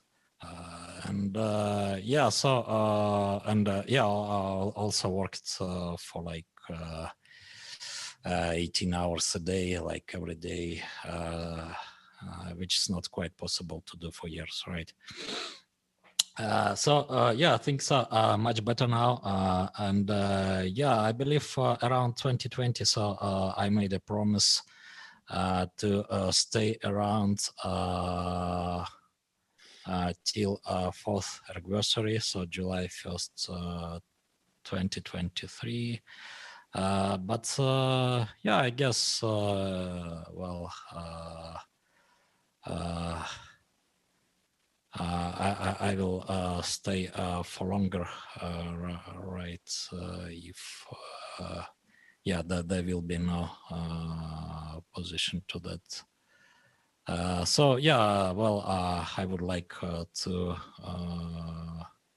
give away as much power as possible, always, and yeah, maybe to be more concentrated on research, right? And yeah, well, developing maybe some extensions to the protocol, or maybe some DeFi stuff. But yeah, well, for now, right, for observable future, so I'm here, so a lot of things to do still, right, and yeah. Right. One final question about maybe you personally, and then I'll open it up to the community questions to wrap up. What does a typical day look like for you? How do you begin your day? I would imagine that everything that you do, you mentioned in this interview, you do like 10 things. You're focusing on so many different aspects. You are one human being. What does a typical day look like for you? And how are you able to cope with all the responsibilities you've kind of undergone over the years and undertaken? Oh, I don't know. So usually I have some plans from evening, right? Some stuff to do. But then, you know, I'm checking messages and how things are going in my morning. And usually then plans getting corrected. So yeah, I need to handle some incoming requests and so on. Right. So yeah, then it's always about fixing something, right? So I'm getting a lot of requests. Well, to take a look at something, right? To fix something, to review something. Right, so now there are a few co-developers working on the node, so they are sending new code all the time to review. I'm reviewing Morphix repository.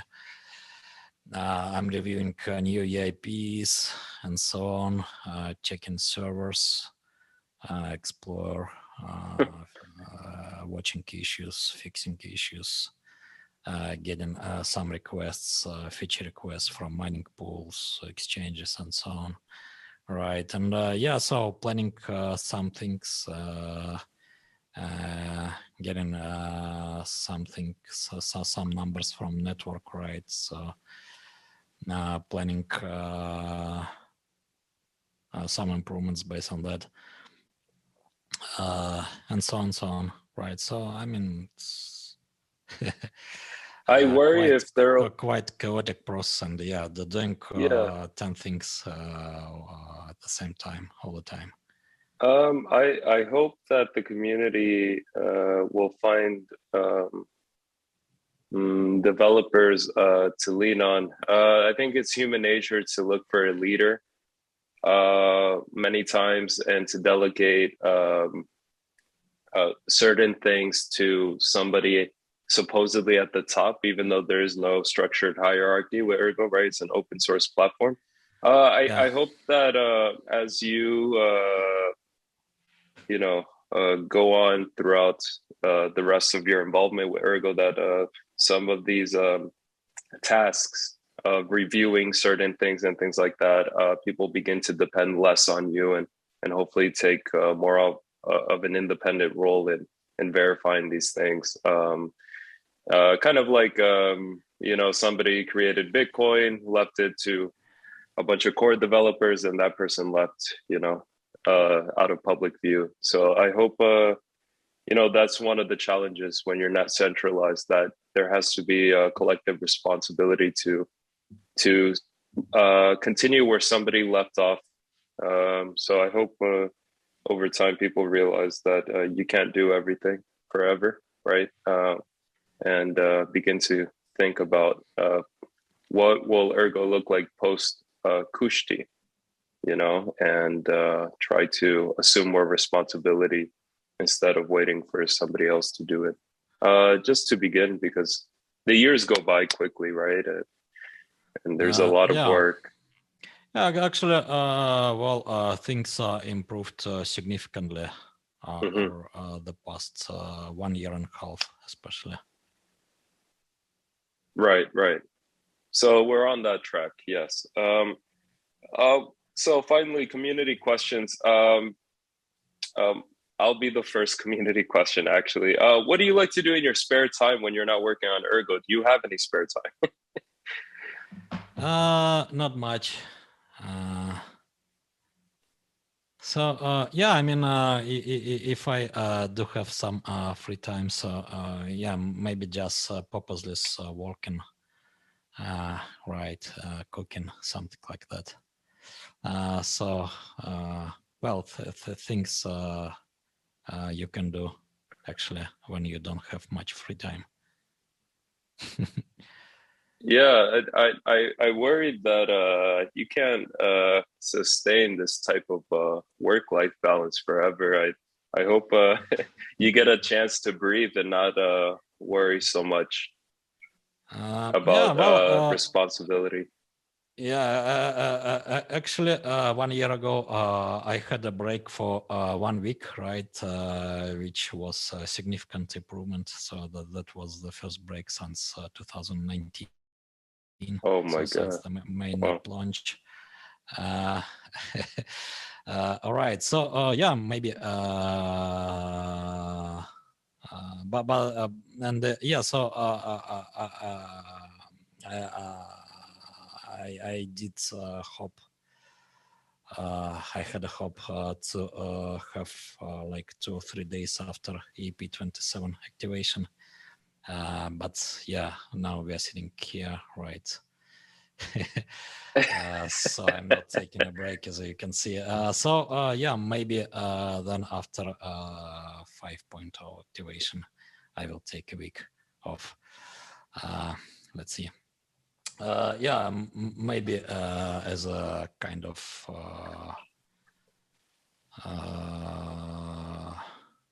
yeah. So if it will be around autumn, so we can. I can have a break before the Ergo tour, actually, if it will take place. Yeah.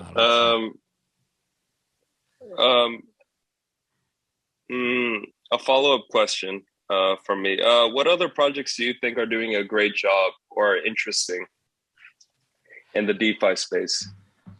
Oh, DeFi or cryptocurrencies? Sorry. The DeFi or cryptocurrency. So from DeFi. I don't know. So there are some protocols I'm willing to check, right? If we are talking about DeFi, so something on top of cryptocurrency protocols, right? So yeah, some of them are for Bitcoin, right? So on top of Bitcoin, like RGB and so on. And yeah, aside of that, not so much. So if we are talking about cryptocurrency protocols, so I hope to check Alephium and yeah, also some details about Cardano design. And yeah, also layer 2 protocols, right? So as time is coming to have them on top of Ergo. So yeah, it's worth to check, well, layer 2 protocols. around. Right. Oh, that actually ties into one of the community questions here. There's only a couple, so bear with me here. I try to pick up some of the more interesting ones. In a perfect at Common Mooning, I think this is the Twitter handle in charge of the Comet token on Ergo. So at Comet Mooning asks, in a perfect world, how many blockchains would exist? Because you touched on, it's almost like the industry is moving towards more of focusing on scalability and layer twos. I kind of personally, I like this question because it feels like everybody's trying to create another layer one, layer one, layer one, layer one, layer one. So they ask how many blockchains should exist in a perfect world. What is necessary from a layer one perspective to have? Oh, I don't know. Maybe 15 maximum. Really? I mean, yeah. So for proof of stake, for example, I guess, well, like Cardano and Algorand, for example, I know. So why to have others, for example? Right. So you feel it should be as fundamentally minimal as possible, right? And then everything should build on top of that and move on with life. Yeah, there should be something solid, right? Yeah, Cardano and Algorand are understandably solid, right? So other proof of stake protocols not so. Yeah, so the cryptocurrency should also be decentralized, censorship resistant, and so on, right? So then, do we need for Solana, EOS, Ripple, and crap like that? So I don't understand. So to me, that's I mean, just a way to earn some money, right? For the teams and VCs behind, mostly VCs even likely. Then yeah, so for privacy coins, maybe like 2 or 3, I know, right? The same, Okay. yeah. So for proof of work, and I mean, so not so many interesting protocols actually around. Yeah, that's kind of why I'm in Ergo, or at least I'm active in the Ergo community because I reviewed hundreds and I see a lot of repetition. Not to say there aren't very good projects out there. I try to interview some other ones as well, but I try to see unique value propositions, right? And when you begin looking at the fact that there are thousands of cryptocurrencies, it becomes very difficult to separate the majority of them from the ones that have some sort of unique value proposition that the others don't offer, right? So yeah, I agree with you. Maybe 50 at most, in my opinion. I don't. It's almost like how many banks do you need, right? In a way, not from a centralizing entity perspective, but I just mean like if you go out, down the street, how many different types of brands do you need of banks to, at the end of the day, just have the services that they offer? Would you need thousands, or would you need like 5 options? In the US, we have very, like in terms of like a major commercial perspective, we just have a few. I think more than that would just be unnecessary, right? Banks or even supermarkets or gas stations and stuff. There's kind of a yeah. That's an interesting point. So I think yeah. So then yeah, cryptocurrencies should be quite different about assumptions, right? and they tech, right? So then they should be clearly distinguishable, right? Not repeating and be solid, right? And yeah, I think there are 20 cryptocurrencies maximum. Yeah, from 12 to 20, something like that. And yeah, others are basically not needed. So whether they're doing something unclear, like selling bus, right, during the bull runs. Right. They just repeating mostly others, right? So they are standing on unstable foundations, right? Right. So yeah. Yeah. There are a few more questions here. At Ergonauts1 would like to ask you, what tools do you feel are currently underused by developers on Ergo? And what tools being developed right now on Ergo are you most excited about? So yeah, mixing definitely. Also fundraising. So currently it's about raffles, right? Yeah, the raffle is a pretty good tool. I recommend more people use it. Speaking of which, what other things would you like to see from community members in order to help Ergo grow, or even developers as well? Oh, yeah, I think we have awesome community, right? And yeah, we need for more community initiatives, right?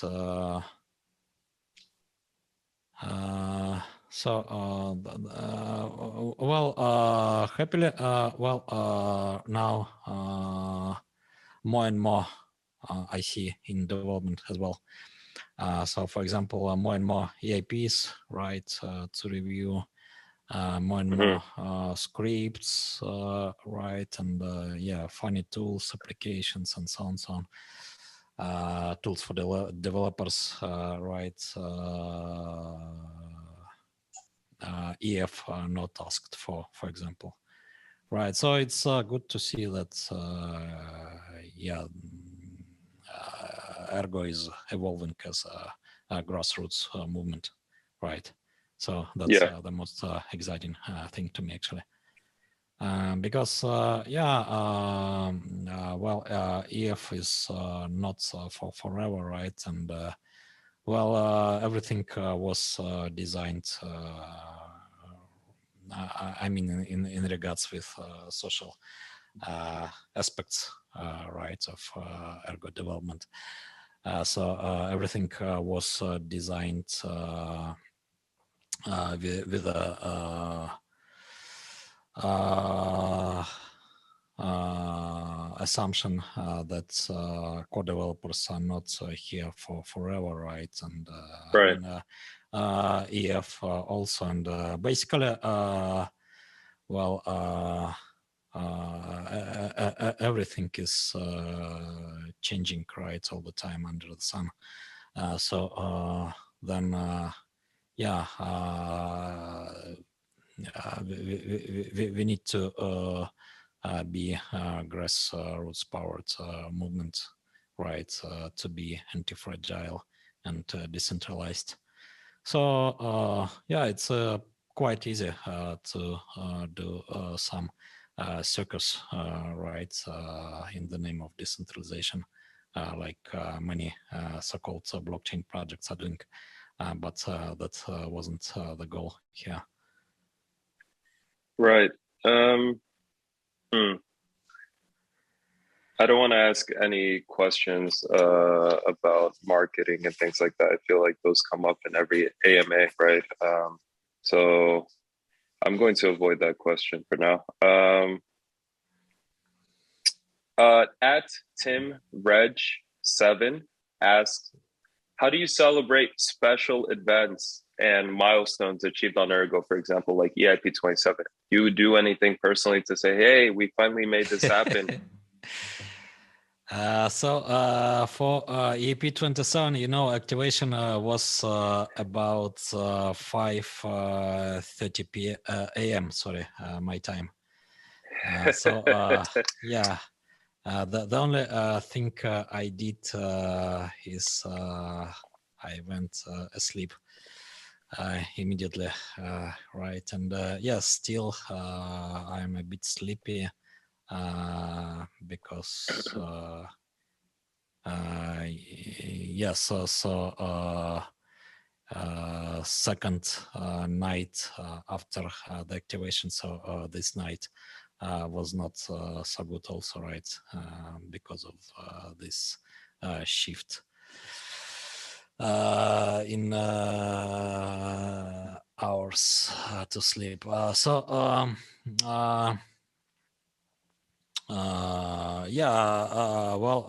Mainnet launch was truly terrible, as I said. So for about 2 weeks, it was like complete paranoia. Yeah, a lot of incoming requests, you know, some new networks. So you're always checking something.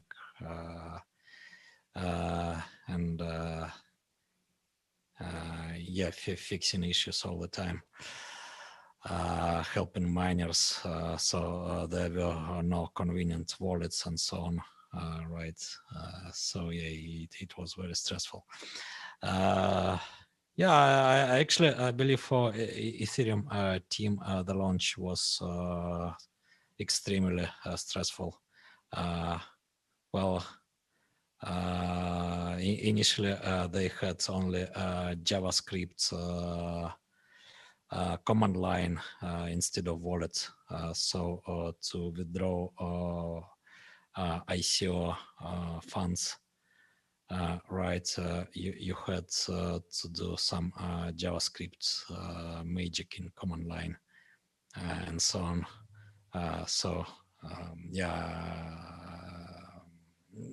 Now it's forgotten, probably, right? But yeah, I believe for the team, it also was pure madness to launch it. Then we had the only hard, right, February 2021. Also was terrible because we consultations with miners developers, but still difficulty after the fork was not chosen properly. So for like 2 weeks we had in first days after fork we had like 2 blocks per hour, right? And Oh no. yeah, it was truly terrible. Also, are you referring to you cut off for a second, are you referring to the fork from non-outsourceable puzzles to allowing mining pools? Okay. And also proof of work algorithm upgrade from Autolycus 1 to Autolycus 2. Right, so yeah, difficulty wasn't chosen properly. It was mess for like 2 weeks. EP27 activation was actually done very well. Right. Yeah. So yeah. Congratulations! Yay! Yeah, so I had a chance to sleep from 6 a.m. Till 1 p.m. with no problems on the way. Now we are going to have ERGversary, right? It's easier to celebrate events which happened a long time ago, right? You don't have problems anymore associated with launch events. Then 5.0, let's see how it goes. at Realistic Clock would like to know, do you personally mine ERG yourself, or have you done so at least in the past? Not quite. So after the hard fork, I tried to mine just in order to test the Hero Miners pool. I had a plan to mine with a few GPUs initially, but I gave up because development and not only took all the time. I wasn't able to find time to assemble a rig even. I believe yeah. I have a couple of GPUs still unpacked. Oh, wow. On the topic of mining, at Christopher would like to ask, what would you like to see in the future from smart contract mining pools on Ergo, such as GetBlock?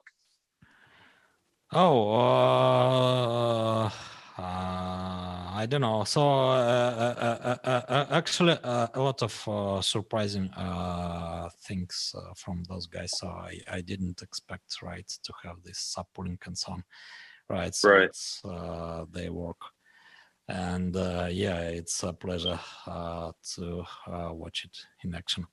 As a continuation, as I said before, emission is done as a contract in Ergo, right? And then subpooling is basically a continuation of that idea, right? So, well as a special kind of emission contract. I mean, every emission contract is special, right? And sure. So we have one for Ergo now, well, new contracts for emission.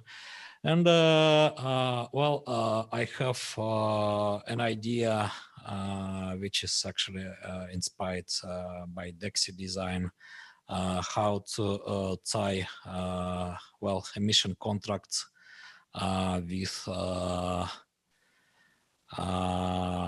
markets, right? Situation on markets means price in liquidity pool, right, available to emission contract. I will describe this idea on Ergo forum soon. And then, when you have not just open source, right, but also, open ideas exchange, right? So you can predict, right, what others will invent on top of things you've invented. Yeah. Let's see. And back in 2019, Ergo Forum was quite awesome. So a lot of designs was expressed there. Hopefully, I will find time to write some things on the forum. Soon, as always. Let's see.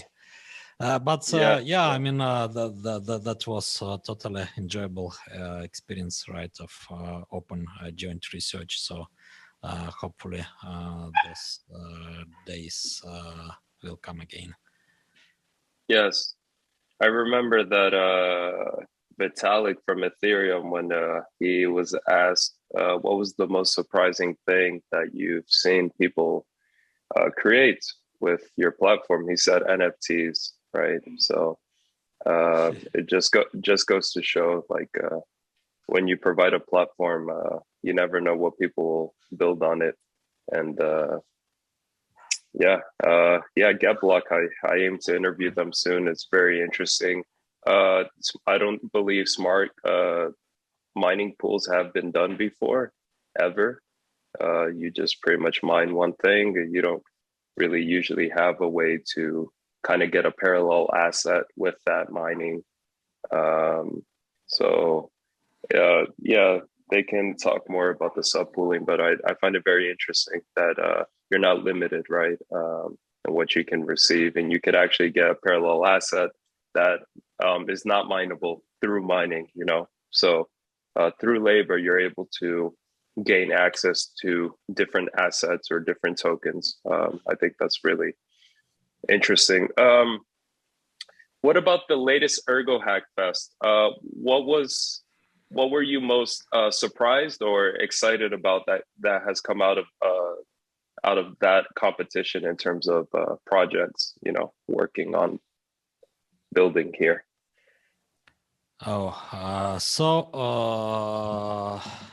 Honestly, I finished my reviews just a few days ago. And yeah, maybe not all the reviews are there, right? So yeah, we had 18 projects submitted something. So it took a lot of time actually to evaluate them. And yeah, it's good to see, that's with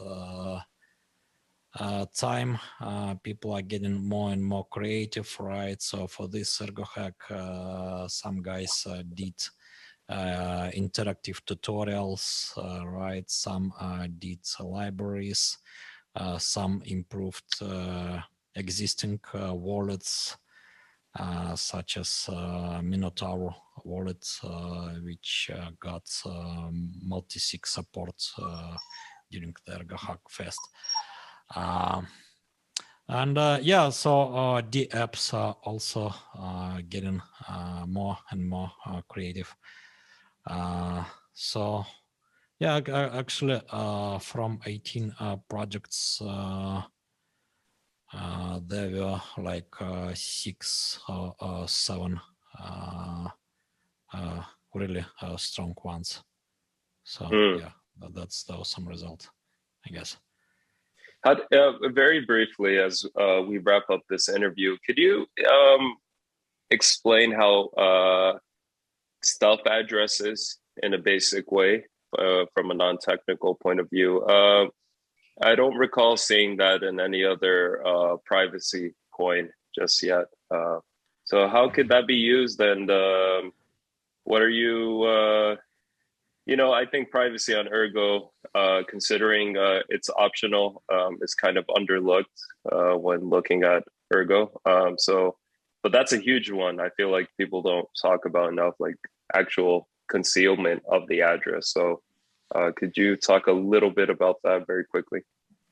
All right. So stealth address is basically when you send to some common address, right? And only a recipient knows that the payment is indeed recipients, right? So from outside, you see only the fact that the stealth address scheme was used. That's it. So from outside, you cannot recognize who is a recipient. So only recipient knows. Wow, yeah, that is actually a huge deal. This is the current state of kind of cryptocurrencies. Everything is public because the assumption is if it's not public, you must be hiding something, and everybody needs to be able to have the same copy of the ledger. So yeah, so in regards with privacy, right, especially financial privacy, so I think,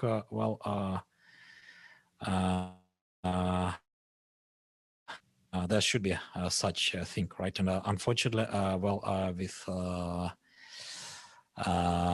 payment cards, right, with digital money, you don't have it, right? And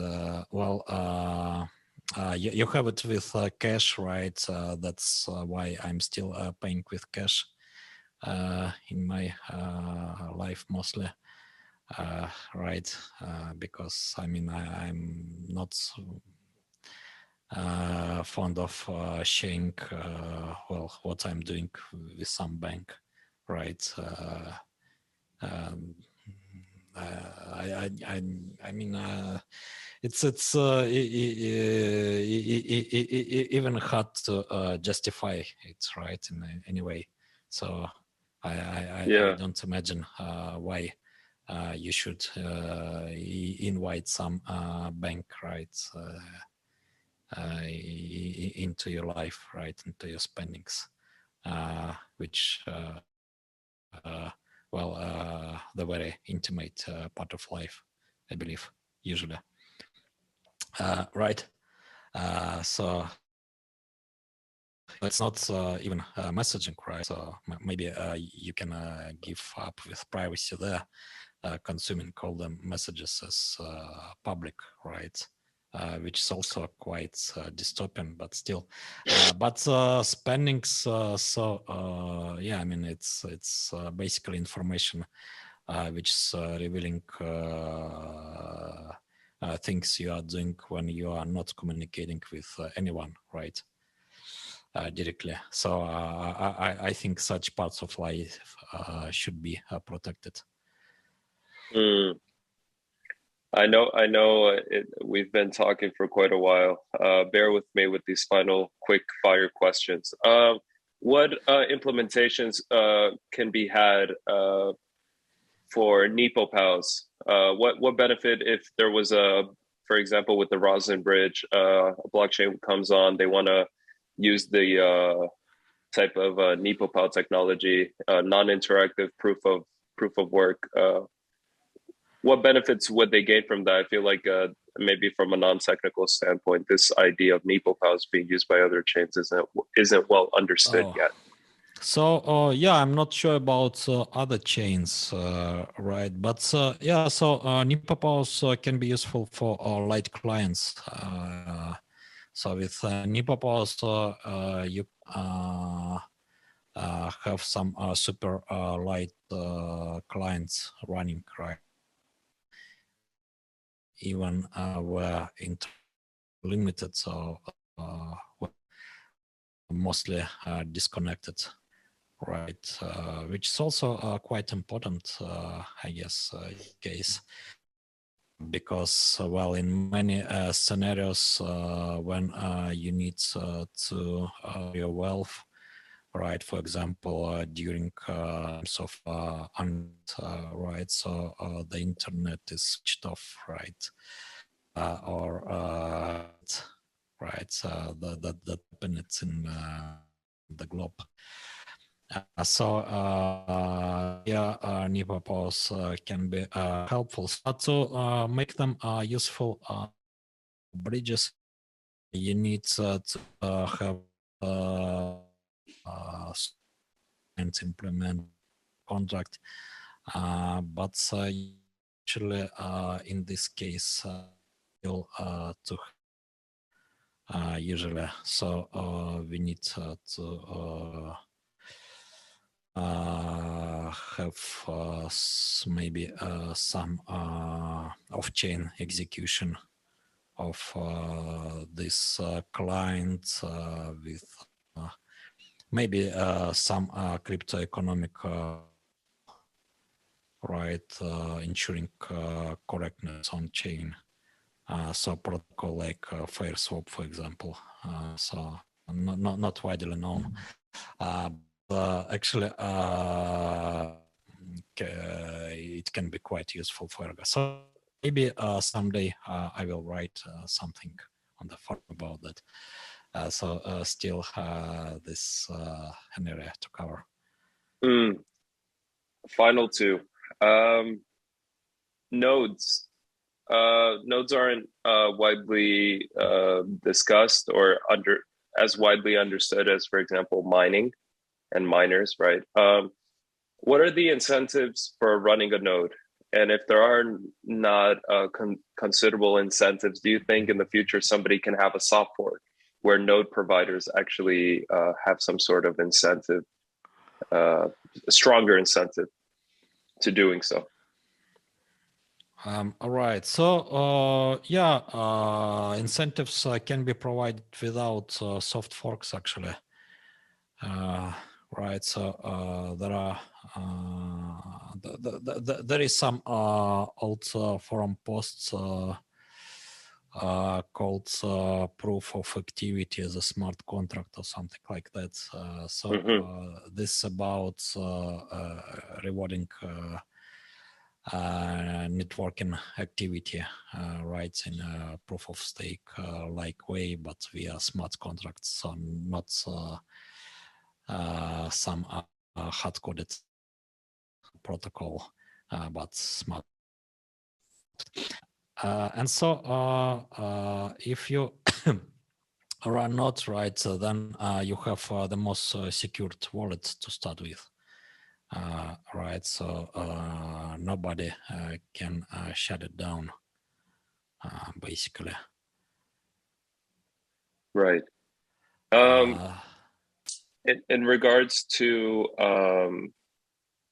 you know, future soft forks and the proposals that the community may bring to the table in the future, what are things? This is the final question, by the way. What are some soft forks that you can envision being proposed in the future by the community, or what are some things that you think should be addressed in the future, maybe through a soft fork, that aren't currently being addressed? So recently, Amitabh proposed soft fork for changing storage rent a bit. So you know, currently, if there are no enough ERGs to prolong UTXO, then miner can take tokens which are there. Right, so the proposal is about to prohibit it, right? So to make only ERGs chargeable. Yeah, so currently discussions are going on. So I'm actually pretty neutral about that, right? So I can imagine that miners probably not happy about that, right? And on the other side, well, for some applications, well, having miners potentially taking tokens could be not secure.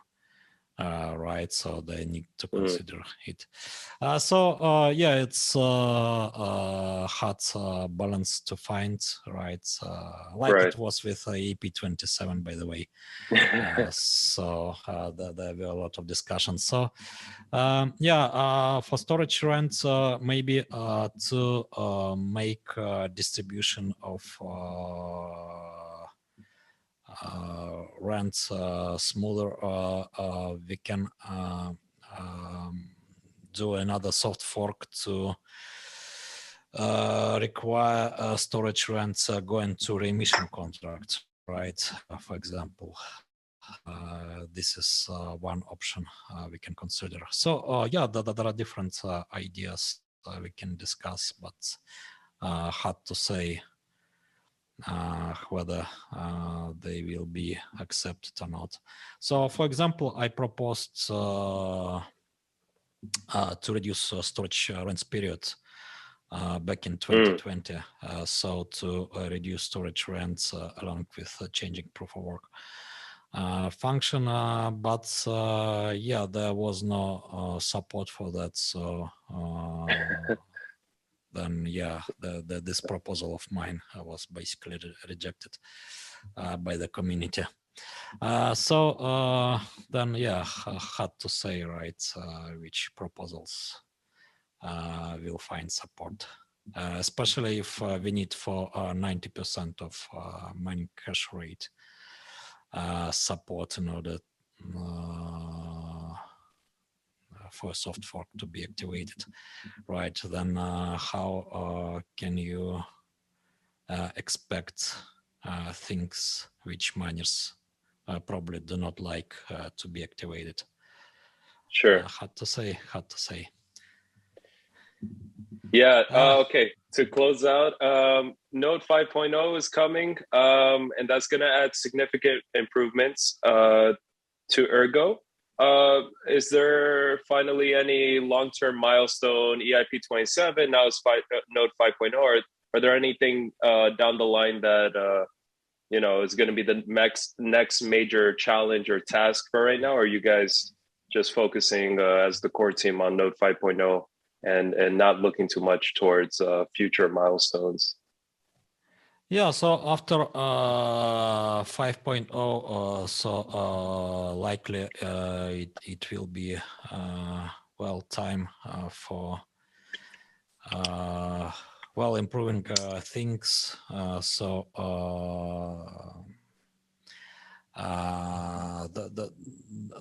are already new versions of interpreter of 5.0.1 and so on, right, with simplifications and so on.